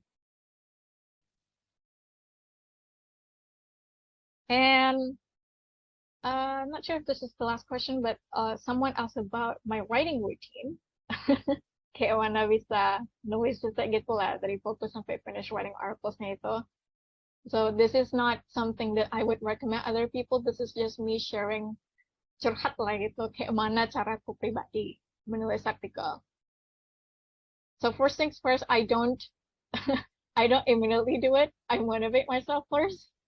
Aku udah ada kayak folder sendiri lah di HP atau di laptop kayak untuk motivasi diri. Entah waktu itu sempat, siapa yang masih ingat kayak SEA Games Indonesia, atau something that's particularly inspiring, documentary tentang orang-orang inspiratif, apalah gitu. Pokoknya yang merasa kayak orang ini udah mendedikasi dirinya untuk purpose tertentu, sampai berhasil, sampai berprestasi. Anything, it can be anything. Tapi motivate myself first. After that, barulah aku ambil laptop, dan di sini where I focus on just collecting any data that I want. Tadi kan dari awalnya udah ditentukan when deciding the topic about the keywords itu seperti apa. So I just collect everything, I just search everything from Google Scholar, from Scopus, Sinta, any kind of database, I don't really care. Tapi apa aja itu, langsung aku baca. I just split my screen like this. And if there's anything interesting, I'd highlight it. If there's anything particularly interesting and I think would be useful for my topic, langsung aku ambil ke document Word yang di sampingnya itu. But I don't copy it. Bukan jangan pernah, but the way that I would do it is that I try to never copy paste it all. Langsung aku paraphrase saja. What I read, if it's interesting, if it's useful, and just paraphrase it. Jadi nanti semua itu awalnya itu bullet points, semua paraphrase dari paper-paper itu. Nah, nanti selagi menulis itu kan semua idenya terkumpul. Mungkin nanti ada yang di pertama, yang terakhir, atau yang pertama di tengah-tengah, terus terakhir itu ada yang kayak mirip. Bisa lah ini dirangkai menjadi paragraf, barulah nanti atur-aturnya sendiri. But at first belum ada lagi. Pokoknya semua ini tahap untuk koleksi semuanya aja. Literature synthesisnya aja, koleksi datanya aja. Udah done. And then, I take a break. I watch videos. Entah itu tentang topiknya, atau itu video lain-lain. Yeah, aku personally kan anime because I like watching anime. But basically, I just stop typing and just be lazy for a few minutes, 30 minutes, 1 hour, doesn't matter. Tapi kayak take breaks dulu. Udah done itu, baru lanjut lagi. Kalau misalnya belum selesai dengan koleksi data lagi, lanjut lagi, koleksi data lagi. Apalagi kalau misalnya diminta project baru sama dosen dengan topik yang aku nggak familiar. Awalnya itu kan ya dari awal cuma koleksi data. Udah done gitu, berhenti nulis itu, aku bakal cek di YouTube gitu. Mungkin metodenya something that I'm not familiar with. CDA, at the time when I wasn't familiar with it, so I would watch YouTube videos about it. Jadi dari itu tuh kan jadi terngiang-ngiangan ide-ide apa lagi yang mau ditulis, jadi cari-cari lagi, Google lagi, internet, and after that udah dapat banyak banget data, udah terkumpul, kan tinggal nyusunnya aja lagi. And after that I would move to a different place. Mouse ini nih aku nonaktifkan terus nggak pakai lagi. And I also would turn up my Wi-Fi dan cuma fokus untuk rearranging aja.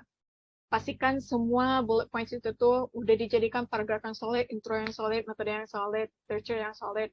This is the way that I would do it. I don't want to have Wi-Fi karena nanti pengen buka anime atau pengen buka movie entah apa-apa lah gitu, atau merasa terdistract mau lihat cari-cari data yang lain tapi jadinya lost concentration, jadinya balik ke baca-baca aja tapi nggak nulis. Pokoknya kalau udah dapat semuanya itu stop aja terus langsung nulis. And just repeat this a few more times until I'm done with the paper, terus submit aja.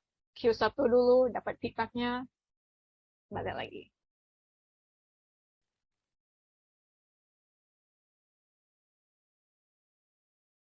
Nah, this is, I don't know if it's unique, but this is the way that I would do it. I really like using Excel. Jadi mau topik apapun itu, anything that I want to learn, I really try to read through it and categorize everything. Jadi ini juga aku rekomendasikan untuk rekan-rekan yang nanti mau S2, S3, mau belajar topik-topik baru. Kan kita ada ya pas masa PK gitu diminta submitkan, pas visa diminta submitkan kayak silabus-silabus atau mata pelajaran kelas gitu. Kelas-kelas kita itu topik-topiknya seperti apa, subjeknya seperti apa, coursesnya, apa core coursesnya, apa optionalnya gitu. Jadi topiknya kan we would already have an idea of what it's going to be like. Jadi kayak entah apa topiknya itu kan udah dapat keywordnya. Google aja langsung, pergi aja ke Google Scholar, whatever paper it is, coba dokumentasikan, entah itu di Excel, or if you prefer another application, di Word atau mana aja, langsung aja building your own database. Tahun berapa itu papernya, authornya siapa, title-nya apa. Di paper itu coba juga cari RQ-nya apa. What are they trying to answer? What's their research question? Kadang-kadang kan ada paper itu yang mereka langsung eksplisit bikin nomor 1, 2, 3, atau mereka cuma bikin satu pertanyaan, embed di paragraf, atau bahkan mereka nggak ada secara eksplisit bilang the research question of the study, nggak ada mereka bilang gitu. Tapi semua itu di-imply in their purpose. Aim-nya itu apa? Jadi itu masukin aja langsung ke RQ. Gap-nya apa di paper itu? What kind of research gap are they trying to address? Keywords-nya ya kalau nggak ada yang eksplisit bilang the research gap, mereka pakai sinonim-sinonim. Little research has been done. Previous studies have mostly been using this. Very few people have been doing this. Jadi gap-nya itu apa aja itu langsung kita masukin. Novelty-nya, kebaruannya. Kalau bisa kita ketemu, ya langsung masukin lagi participants-nya, datanya yang mereka cari itu seperti apa, survey misalnya, participants-nya misalnya 107 students, level berapa, kelas apa, langsung masukin di tabel ini. Datanya seperti apa yang mereka ambil, mungkin nilai tes mereka, atau mungkin hasil surveinya mereka. Surveinya seperti apa, survei tentang motivasi mereka kenapa ngebully, gitu misalnya. Duration-nya, ini papernya berapa lama dilakukan, cuman sehari, cuman sebulan, 2 tahun, location-nya di Pekanbaru, di Jaksel, di Kalimantan, di UK, di mana lagi tuh, masukin basis teorinya, apa yang mereka gunakan, masukin aja di situ, entah itu namanya aja citasinya, atau misalnya kita tertarik lebih lanjut, kita bakal masukkan deskripsinya, mungkin kepanjangan, masukinnya di comments-nya, results-nya. Jadi semua itu, paper itu, ini nih kayak eksplorasi aja, secara bebas, secara liar. Entah apa itu yang mau kita pelajari. Karena kan kita kan S2, S3 ini, apalagi yang S2, banyak building foundation knowledge dulu. Jadi paper apa aja itu kita masukin. Atau misalnya kalian, atau misalnya rekan-rekan ketemu jurnal khusus yang dimiliki oleh kampus. Terus mau lihat mereka itu biasanya sukanya papernya seperti apa. Atau misalnya mau neliti lebih dalam tentang profesor sendiri, paper-paper dia tuh seperti apa, ya download lah paper-paper beliau, terus lihat kapan dia publish-nya, dengan siapa aja, co-authors dia itu, judulnya apa, RQ-nya apa, gap-nya apa, jadi kita ada ide seperti apa papernya itu. So like a glimpse of what mine would look like, it might look like this. So I don't know if this is clear. Tapi kayak gini lah. Yang pertama aku buat pas di semester 3. Tahunnya, authornya, research questions, papersnya, anything particularly interesting. Ini kan awalnya masih cuma koleksi-koleksi aja, secara random aja. Jadi kalau misalnya ada yang interesting banget, something I want to explore further, ya color coding aja. If you like to color codes, entah fontnya. Ini kalau fontnya aku bedain warnanya karena ini yang skripsi, yang lainnya journal articles. Yang biru ini yang pengen aku pakai untuk deskripsi aku. So whether you like this method or not, if you want to try, well, I do recommend it. This is how I mostly learn whatever topic that is being challenged to me.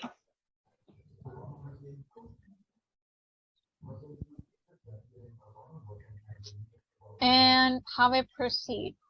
Ini tadi ada yang nanya tentang paper, kayak mana untuk melanjutkannya. Kalau misalnya papernya cuma 1, tapi authornya banyak dan mereka semua fighting untuk dapat first author, dapat jadi first author. Jadi kalau paper ya, topik apapun itu, I try to make some kind of fishbone. I don't know if this is a familiar term with you all. Tapi fishbone itu basically topik apa itu bisa di-stretch.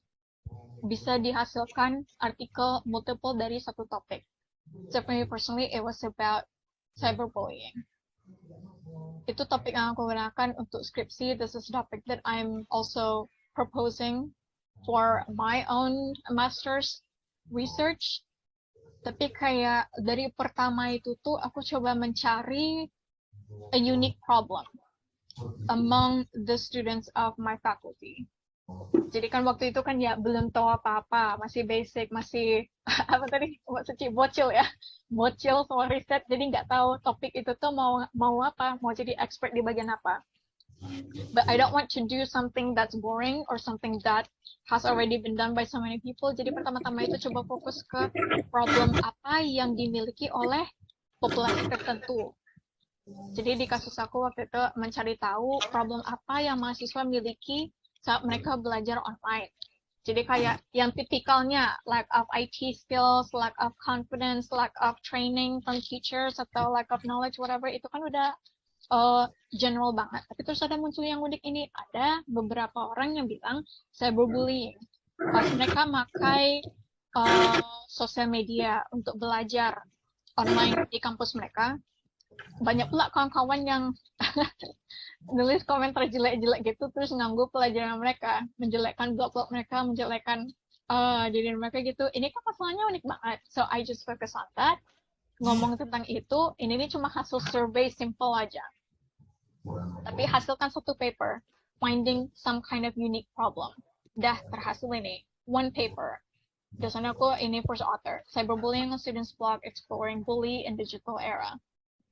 Ini kan masih problemnya aja. Menggunakan survei aja. Fokus lagi kenapa mereka melakukan itu. Sama seperti yang tadi dipertanyakan, papernya cuma 1 tapi fighting untuk first author, ya bikin aja paper yang lain. Ekstensi dari itu. Awalnya survei, bikin aja lagi, tapi dengan data yang berbeda. Interview. Jadi ini interview students-studentsnya yang ngebully gitu tuh mencari tahu kenapa mereka menulis komentar mereka gitu. Padahal ini di sosial media yang dilihat sama dosen kok bisa ngomong jelek-jelek gitu sekasar itu. Sampai keluar, dan ini kebetulan papernya yang langsung Scopus 3 kalau nggak salah ini, yang IGCPBL ini. Iya 3. Do they truly intend to harm their friends? The motives beyond cyberbullying among university students. Udah 2. Dosennya yang satu lagi dia first author-nya. Terus aku collab lagi dengan beliau karena aku suka banget paper ini. Tadi awalnya kan survei, yang pertama, yang kedua ini pakai motif.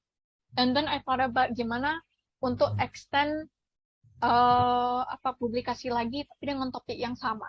Tapi nggak perlu repot-repot cari data yang baru. So I thought about making a literature review paper. Jadi yang paper ini kan udah dipublikasi, tapi literature review-nya kan cuma section sedikit aja. Sekarang ini aku fokus ke literature review-nya aja. Kenapa mau meneliti ini? Jadi ini aku submit ke konferensi ICLC waktu itu, International Conference. So it's just about the literature review of this paper. Interview motifs ini literature review, but cyberbullying I just extended menjadi paper tersendiri. Discovering publication trends.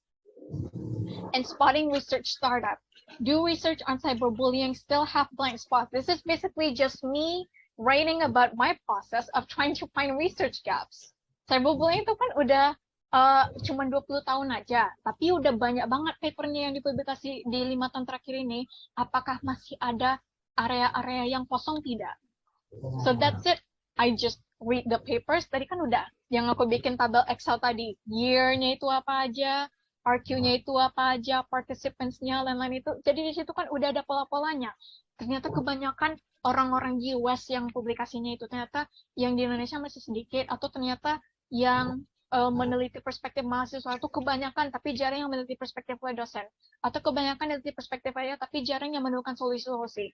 Jadi kayak semua area-area kosong-kosong itu, aku masukkan ke paper ini, diterima, proceedingnya udah kelar, dan itu pun jadi database research gap aku yang bisa aku pakai untuk penelitian-penelitian selanjutnya. Karena ini kan udah diterima, ini udah dipublikasi. Yang kosong, research gap, it's basically talking about area-area apa yang masih bisa diteliti lagi, dieksplor lagi. Selain ini menjadi rekomendasi untuk author-author lain, itu pun juga bisa jadi basis research gap paper-paper aku ke depannya. Udah selesai tuh, bikin lagi yang lain. Tadi kan yang dari pertama itu literature review, aku ketemu ternyata jarang orang yang meneliti dan fokus untuk menciptakan solusi. Karena biasanya mereka tuh cuma mencari-cari faktor, kenapa, the causal factors, faktor-faktor afektif atau faktor-faktor kognitif, tapi jarang yang coba mendesain solusinya. Ya udah, itu resepnya, itu aku pakai. Dan ini jadi dapat Scopus lagi nih. Ini yang Q1. In cyberbullying among EFL students, blogging activities, modus, and proposed solution. Udah done kan? Daftar. Apalagi yang bisa aku ambil dari topik ini? Pengen bikin lagi penelitian yang lain. Jadi yang awalnya dari interview Matius ini, yang kedua ini, I try to take the literature review. Kali ini, I try to make a paper tentang metodenya, content analysis. Jadi kayak ini cuma paper where I try to talk about why I'm choosing content analysis to study cyberbullying. Selecting content analysis approach and social networking sites. What is the best for cyberbullying studies? Karena kan dari yang paper pertama ini kan di section metode only about 3 paragraphs. I was just probably spending maybe 2 sentences ngasih alasan kenapa saya memilih content analysis. So I just stretch it to a different paper. Dari semua approaches content analysis ini, dari author yang nge-propose teori ini 2005, 2014, 2017, mana yang paling cocok untuk neliti tentang cyberbullying? Dah, paper lagi.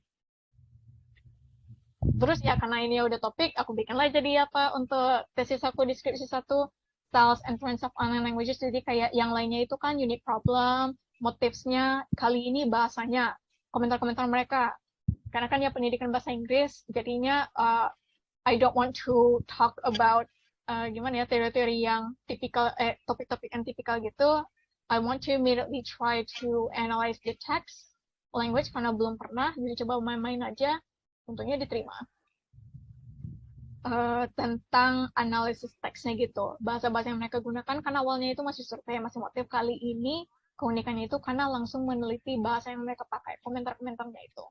Udah done, mau stretch lagi, ini nih kan masih baru dapat data tentang interviewnya, baru dapat data literature review-nya, baru dapat data atau possible kerangka solutions-nya, dapat justifikasi metodenya, terus baru analisis pertama atau masih surface analysis teks-teks yang mereka gunakan. So I'm trying to stretch it further, kira-kira kayak mana data ini semua ini bisa dijadikan solusi yang aktif gitu. Tentang cyberbullying itu, ngomong-ngomong kasar di internet itu kayak mana solusi yang paling efektif gitu. Karena kan biasanya, from my experience when I was reading, itu orang-orang ngasihnya itu tuh kayak hukum UU ITE langsung nge-sanksi aja, atau langsung nge-ban aja, tapi nggak ada solusi yang visual atau yang bisa langsung dikasih guru gitu. Karena kan training soal perundungan gitu tuh nggak ada solusinya.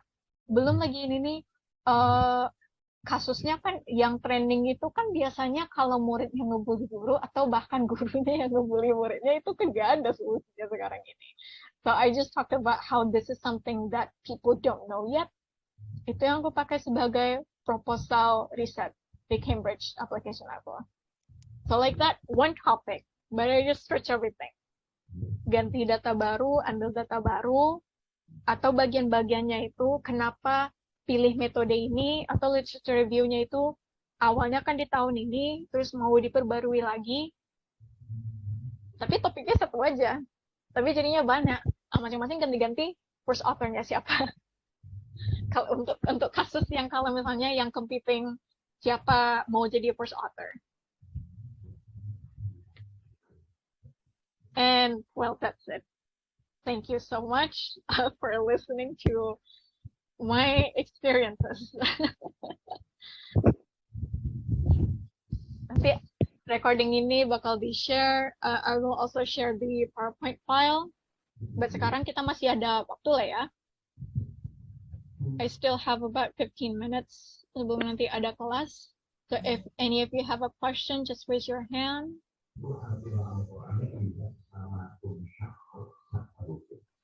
Mas, ramanya lagi. Mbak Tatu, aku mau tanya dong, boleh tampilin slide yang tadi nggak, yang apa sampai riset proposal tadi? Yang mana? Nah itu yang ini. Nah ini kan ada 6 tahapan ya. Ini sorry ya kalau aku pemahamanku kurang. Ini apakah berarti kita jadi bikin 6 paper gitu atau gimana Mbak? Atau sebenarnya yang nomor 6 itu adalah kumpulan dari 1 sampai 5 ini Mbak?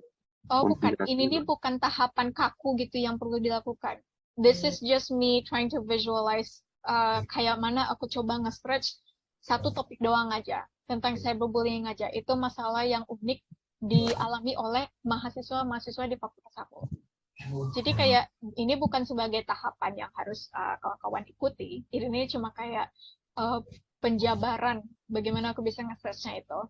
Awalnya kan masalahnya unik, tapi itu kan baru ketemu di survei. Ambil data baru, lewat interview, fokus ke motifnya, terus fokus ke literature review-nya untuk mencari gaps-gaps-nya. Pakai ini juga sebagai basis untuk bikin paper baru, bahwa jarang orang mempublikasi papers bullying tapi fokus ke solusi-solusinya gitu, yang praktis, yang bisa dilakukan oleh guru-guru secara langsung gitu, atau dosen-dosen secara langsung. And then I try to stretch it again, fokus ke metodenya. Kenapa dalam penelitian cyberbullying ini aku pakai content analysis, bikin paper lagi, jadi skripsi, jadi proposal. Jadi ini bisa bertambah lagi nih ke depan-depannya. Or if I want to switch to a different topic, ya kan sama aja.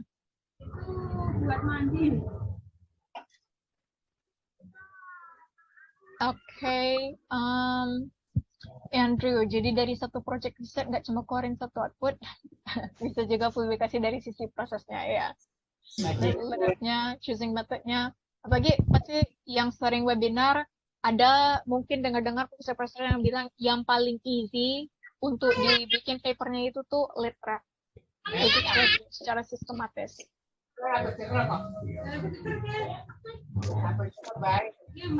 Untuk buat paper, tapi kalau dibiasakan pasti bisa.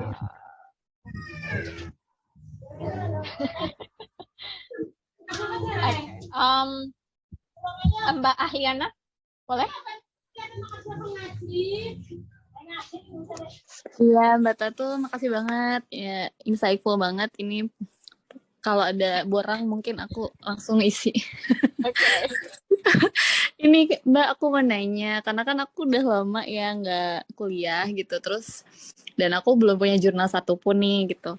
Tapi pengen banget nyoba. Nah, ada tips nggak ya untuk, kadang aku tuh suka mudah terdistraksi dan bingung saat lagi literature review gitu ya Mbak, kayak misalnya aku lagi baca textbook nih, kan kalau sumber-sumber literatur kan ada textbook, ada jurnal gitu ya, ada artikel. Nah, ada tips nggak sih gimana ngelola semua itu supaya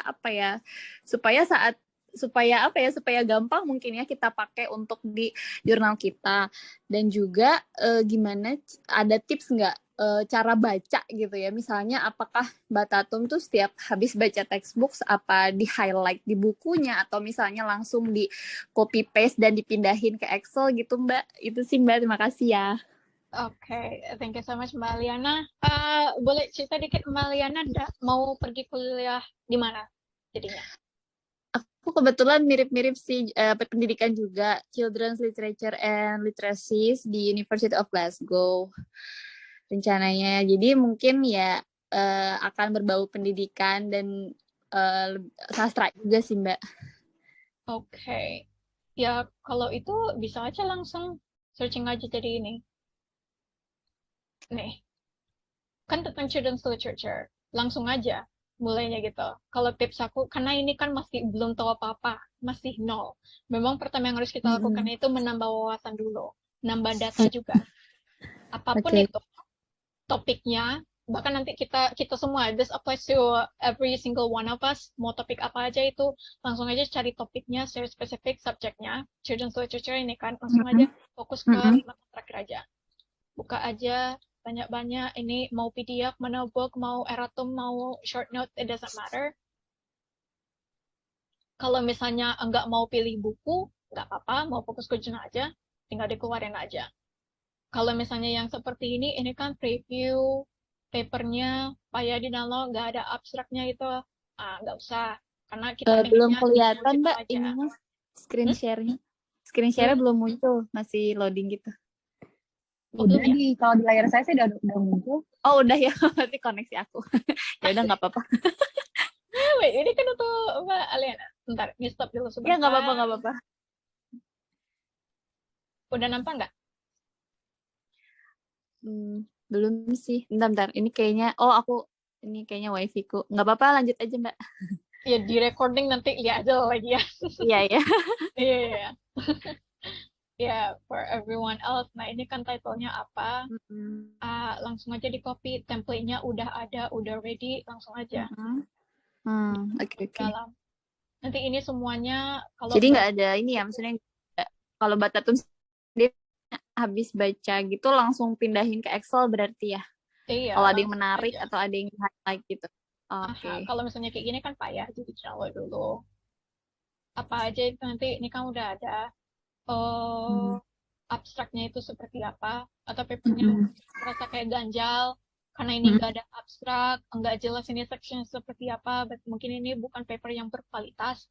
Kalau aku nggak ngelihat itu, kalau ada ide-ide yang kayaknya menarik mau dimasukkan, aku masukkan aja, karena semuanya kan udah terdata ya. Siapa authornya, ini kapan tahunnya, title-nya apa. Kalau ini ada yang menarik, ini kan nggak jelas sectionnya apa, jadi nggak jelas ini metodenya seperti apa semacamnya. But it might contribute an idea. I might want to cite this. Langsung aja ke data. Jadi dari sini, yang ini kan RQ-nya nggak jelas apa. Mungkin ini masih cuma research note saja. Jadi nggak apa-apa kalau ini kosong. Nggak apa-apa ini kosong. Apa yang menarik, masukin aja ke results-nya. Udah done ini, silang.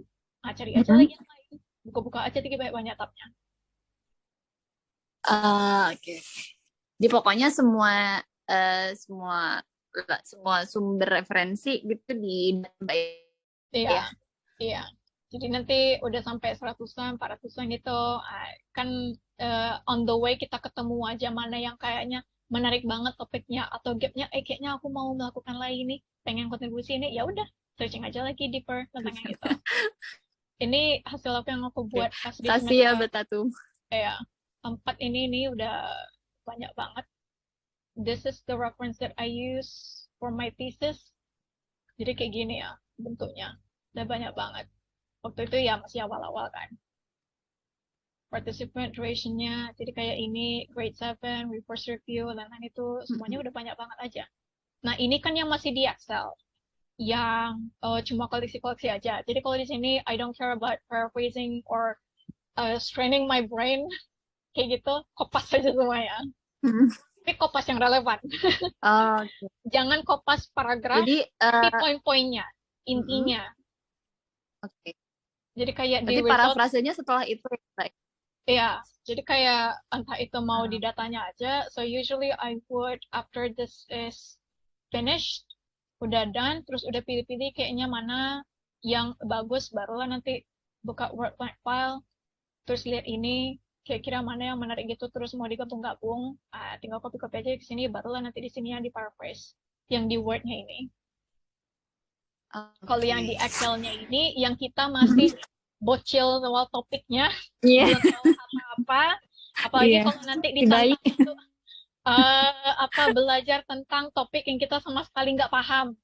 Jadi Mm-mm. ini periode kita nggak stres. Yang Excel ini nih, kita cuma koleksi data aja. Oke. Cuma buka PDF file, terus langsung aja koleksi everything that you can. Siap, siap. Masih banyak ya, Mbak Tatum. Nih ya, hopefully it would help everyone untuk Iya, kedepannya. bantu banget. Iya, betul. Oke, siapa lagi? Mbak Sri Yunita.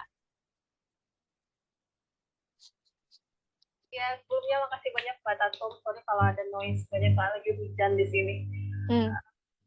Ini pertanyaan aku simple sih. Kan dari awal tuh kita usahain banget untuk nyari research gap, terus kesenjangannya yang seperti apa, benar-benar kalau bisa harus solid dari awal. Pertanyaan aku, gimana caranya Mbak Tatum tuh brainstorming untuk bisa dapat unit problemnya dari begitu banyak research gap yang maksudnya dari begitu banyaknya gap-gap itu kan maksudnya saya sendiri kan di kesehatan nih, waktu kita ngomong gap itu tuh banyak banget, cuman kayak untuk menentukan unit problem sampai akhirnya kita dapat bisa ke arah solution yang kayak proses Mbak Tatum tadi jelasin gitu, itu tuh gimana caranya gitu loh Mbak sampai bisa ke situ, karena kadang tuh kalau saya sendiri tuh kayak berhenti di bagian gapnya aja, terus explore kayak survei keadaannya aja gini-gini, tapi kayak kalau saya mau lanjut ke bagian solution tuh nggak dapet gitu idenya. Nah itu gimana kalau Mbak Tatum sendiri? Terima kasih. Oke, maksudnya kayak stuck di research gap gitu aja, tapi nggak tahu kayak mana bikin papernya gitu, bikin topiknya kayak Betul, mana gitu. kayak selanjutnya mau ngapain setelah dapat research gapnya itu loh Mbak. Jadi kan kita harus menyeleksi lagi perbedaan dengan penelitian yang lain, segala macam kayak gitu. Nah, maksud saya itu di situ. Kok bisa sampai mengukur ke solusi ke belakangnya kayak gitu. Kalau itu kan dari awalnya kita masih ngeriset koleksi-koleksi datanya aja. Dari research gap-nya itu udah terkumpulkan di template-nya itu. Kalau kita udah ketemu yang menariknya aja, pengen kita teliti lebih lanjut, pengen kita masuk bikin paper untuk hal itu, tapi nggak tahu mau gimana. Bisa baca ulang aja lagi papernya itu seperti apa. Kan nanti kan baru periode koleksi udah banyak, terus ada ketemu yang tertarik, buka aja lagi papernya. Rekomendasi aku, lihat rekomendasi mereka, lihat limitations mereka, because this is where those previous authors they would talk about kekurangan riset mereka itu seperti apa, dan mereka akan rekomendasi peneliti selanjutnya, tolong lakukan seperti ini. Jadi kita udah ada ready made jalan aja gitu, kayak mana yang mau step selanjutnya gitu. Karena kan coba di sini ya, our study has several limitations, national representative studies are scarce. Bisa ini. Misalnya ini papernya mereka cuma pakai data dari Amerika aja gitu, dan mereka ceritanya yang kebanyakan itu untuk topik ini nih cuma fokus ke students di Amerika atau cuma di Iran, cuma di Irak aja, jarang yang ada di Indonesia. Ya udah, kita anggap aja itu sebagai research gap, kita gunakan aja. Boleh kita replikasi metode mereka, tapi uniknya itu kita menggunakan populasi yang belum dilakukan oleh orang lain. Kalau Indonesia udah banyak, ya fokus aja ke kota sendiri. Kalau kota sendiri ternyata udah banyak, fokus aja ke instansi sendiri. Yang penting itu justifikasinya itu jelas dan diterima oleh editor ujung-ujungnya. Lihat lagi Lidenjak, while few studies from middle and low income countries were included in our language due to language restrictions. Nah ini alasan tipikal kenapa banyak paper-paper itu terbatas ke populasi yang di Amerika atau UK gitu, karena mereka terbatas cuma mahasiswa yang bisa ngomong bahasa Inggris. Ya kita angkat aja keunikan data kita mahasiswa yang ngomong bahasa Indonesia gitu. Oke, topik ini udah basi, tapi yang basinya itu karena yang melakukan itu cuma di populasi ini doang. Populasi di sini belum lagi. Dah, novelty dapat, gap udah dapat. Lihat lagi yang lain-lain, gapnya ini kayaknya menarik, yang dapat dari paper ini mau lihat lebih lanjut, ya udah turun ya langsung ke bawah. Cari rekomendasi mereka. Despite the above limitations, limitations berarti ada di atas. Should be interpreted cross-sectional, plausible. The person could influence and coping strategies that the two conditions mutually reinforcing. Ini. future longitudinal research is required to assess change and coping strategies. Jadi awalnya peneliti ini, aku asumsi aja mungkin paper ini mereka cuma fokus mencari tahu strategi-strategi untuk tidak depresi lagi karena jelek-jelekin sama kawan pas online. Tapi itu cuma identifikasi doang. Mereka rekomendasi untuk yang kedepannya itu coba lihat perubahan strategi mereka itu gimana. Awalnya cuma ignore sosmed, kedepannya itu bagaimana, periode berapa gitu. Kita udah dapat jalannya itu apa, udah rekomendasi mereka, dan ini pun kita bahasakan juga di paper kita. Siapa nih? Oke, yang 2021 recommended that we should do a longitudinal studies, blah blah blah, kayak gitu kita paraphrase saja dari recommendation-nya. Tapi jadinya justifikasi kenapa kita melakukan penelitian ini udah ada, novelty-nya udah ada, gap-nya udah dapat, limitation previous study itu yang mau kita cover. Jadinya base kita tuh udah ada. Dan itu pun menggunakan dengan paper yang tahun-tahun masih recent, 2021. Pakai lagi yang 2022 dan ke depannya kayak gitu. Jadi nggak berhenti cuma di research gap, oh ini menarik tapi nggak tahu mau ngapain. Langsung aja lihat lagi source papernya, baca recommendations-nya. Coba, thank you banget, benar-benar insightful. Makasih banyak Mbak Tatu. Oke, thank you. Nggak ada lagi yang raise hand, and di chat kayaknya nggak ada lagi lah ya. Banyak. Edison, wait, what's this? Banyak banget terkait research gap novelty, keduanya sama ataukah berbeda? Kalau berbeda, which one should be considered as the important one for your research? Okay, thank you Mas Edison. Pertanyaannya, antara research gap dan novelty itu beda, terus mana yang importantnya? Kalau bedanya tuh tipis-tipis banget. Research gap itu basically, kan tadi ada gambar yang puzzle piece itu, orang sudah meneliti ini. Tapi belum ada meneliti di sini. Berarti ini research gap-nya ini. Kita bahasakan karena jarang orang meneliti di area ini, kita mau masuk ke area ini. Ini pun sekaligus bisa menjadi kebaruannya, bisa menjadi keunikannya. Karena jarang orang melakukan ini, penelitian kita ini yang ingin kita lakukan, yang sudah kita lakukan ini, sudah komplit ini punya nilai baru. Karena jarang orang melakukannya. Atau bisa berbeda. Research gap-nya itu yang tadi, jarang orang melakukan ini, mereka melakukan ini. Oke, udah done. Tapi novelty-nya bukan karena orang lain jarang melakukannya. Novelty-nya karena metode kita baru. Karena data kita baru. Atau novelty-nya itu karena orang lain melakukan step A sampai C, dapatnya ini. Kita melakukan step A sampai C sama persis, tapi datanya beda. Jadi itu, bedanya tipis banget.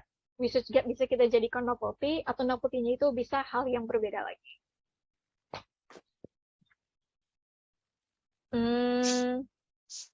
Well, technically I have only like 2 minutes left. Not sure how to close this, but makasih. Okay, last question lah ya ini sebelum kita end. Mas Ahmad tadi raise hand. Iya boleh, Mbak Tatun izin. Oke. Sebenarnya aku nih pertanyaan udah lama sih sebenarnya. Kan aku udah ada beberapa nulis ya, cuman masih sebatas di kayak di fakultas, lalu di di kantor. Nah, saya lihat di Google Scholar tuh kan nggak ada ya namaku di situ tentang penelitianku. Nah, sebenarnya untuk penelitian kita masuk ke Google Scholar itu untuk yang seperti apa sih sebenarnya? Nah, itu satu. Terus yang kedua terkait dengan tadi Kak, terkait jurnal-jurnal literature review-nya. Nah, itu sebaiknya kita ambil dari yang dari yang mana gitu, apakah yang ada di Elsevier atau yang di Scopus, atau cukup yang ada di jurnal-jurnal yang ada di kampus gitu Kak. Mungkin itu. Ya, makasih ya. Oke, yang pertama itu kayak mana paper masuk di Google Scholar, maksudnya Mas papernya udah publish tapi belum masuk di Google Scholar profile gitu. Iya, aku lihat kok nggak ada di situ loh. Padahal aku udah beberapa kali di fakultas gitu. Kalau itu pengalaman aku, ada dosen yang kayak gitu juga. Itu kendalanya karena email yang dia buat waktu dia bikin profile Google Scholar-nya itu berbeda dengan email yang dia buat untuk paper pertamanya. Tapi itu cuma untuk paper pertama aja. Yang pengalaman sama dosen lain yang terkendala kayak gitu juga, itu biasanya dia langsung akali dengan manual input aja. Secara manual dimasukinnya aja lagi papernya itu. Itu biasanya terkendala di bagian jurnalnya gitu. Di paper yang kita publish, jurnalnya itu mungkin belum terindeks oleh Google Scholar. Jadinya Google Scholar pun enggak secara otomatis masukin papernya karena jurnalnya belum terindeks di Google Scholar. Yang kedua, ambil paper-paper itu dari mana? Apakah khusus Elsevier atau jurnal tertentu? Itu for me doesn't really matter.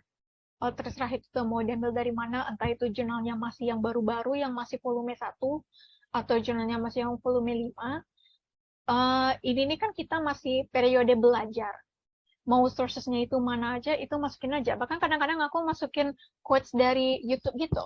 Apalagi untuk kampus-kampus kita yang PTUD, yang Utama Dunia, itu profesornya yang udah pergi-pergi ke chat atau punya di-invite ke acara mereka sendiri gitu. Mungkin mereka ada bahas tentang bidang mereka, pengen kita quote mereka, pengen kita paraphrase apa yang sudah mereka sebutkan, how they define whatever topic that it is, pengen kita citasi, tapi mereka nggak ada papernya, ya itu bisa dipakai aja di YouTube-nya itu. Cuma ini memang kayak case by case. Sejauh pengalamanku belum ada sih jurnal-jurnal yang nge-reject paper aku karena aku ada 1 atau 2 kali nge-citasi data dari YouTube gitu. Karena itu tuh kan bentuknya memang udah jelas-jelas what the professor stated. Pengalaman aku belum ada, tapi mungkin ada jurnal-jurnal yang menolak kalau yang diambil itu dari YouTube. Apalagi kalau ngambilnya tuh dari blog atau dari news site, itu pun juga sama. Kalau misalnya papernya menganalisis tentang judul-judul di media, ya tentulah banyaknya citasinya itu dari news media. Itu paper terbaru aku yang analisis tentang kasus-kasus fatal diakibatkan oleh pandemi COVID-19 gitu. Jadi kayak biasanya kan kita dengar gara-gara COVID ngajar gitu sekarang online, kendalanya dinilai.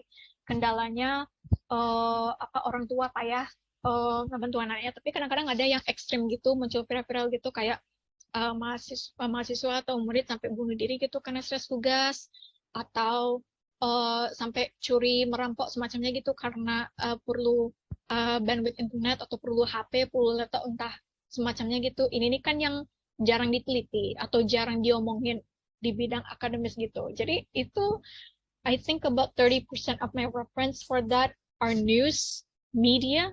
Itu kan juga layak diterima itu. Jadi mau dari mana aja, itu ambil aja.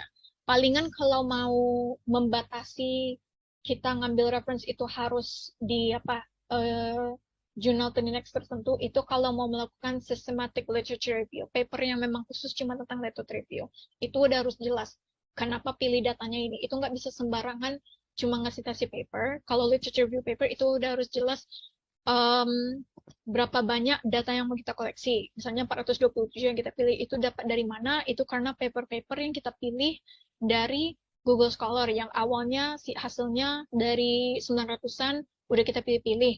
Paper yang ini ternyata enggak relevan, cuma muncul aja di Google Scholar terdownload, tapi ini di-delete, di-exclude, atau paper ini ternyata bukan terindeks Scopus misalnya, jadinya ini kita delete, kita hapus gitu, ada exclusion, ada inclusion kriterianya, secara sistematis kita milih cuma 400 ini doang. Jadi itu aja. Oke, Mbak Tatu, makasih. Okay. Well, I think that's it. Udah antar lagi aku ada ngajar kelas. Terima kasih banyak juga Mas Nelza. Ada nggak di sini Mas Nelza loh yang pinjamin akunnya ini untuk nampung 300 orang tapi 52 ya. I don't really care. Yang penting yang datang sekarang ini, I hope whatever that I was talking about itu helpful for all of you. And I will share the PDF for the PowerPoint and also the template. Kalau ada yang mau pakai template Excel-nya tadi itu terus mau langsung coba ya, bolehlah. Liar aja langsung. Boleh, Mbak. Untuk recordingnya itu I don't know if it would go for my Zoom atau bakal masuk ke akun ke laptop Mas Nelza. Ada nggak di sini? Jadi itu siapa yang bakal dapat recordingnya? I'm not sure. Hopefully me. Jadi kalau udah nanti aku pasang di Google Drive and I'll show the link too.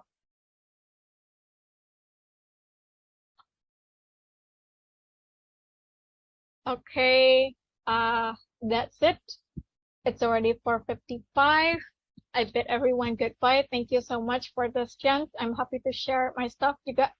Banyak pula aku belajar tadi ya sama Mbak Suci yang udah ngisi pengalaman sama jurnal. Terima kasih juga. Kebalik. Aku catatanku udah penuh nih dari Mbak Tatum. Keren banget, makasih ya. Okay, well ini mau aku end lagi. Boleh nggak kita sebelum keluarin ini semuanya open cam, yang bisa on cam, kita foto before we end this meeting.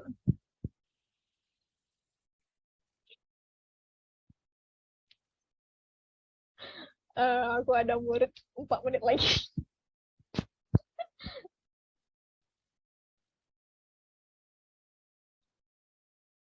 Oke, senyum lebar. Apa kita bilang supernova? Oke lah ya. 3, 2, 1. Oke, lagi. 3, 2, 1. Wait, ini chatnya terhalang. Oke.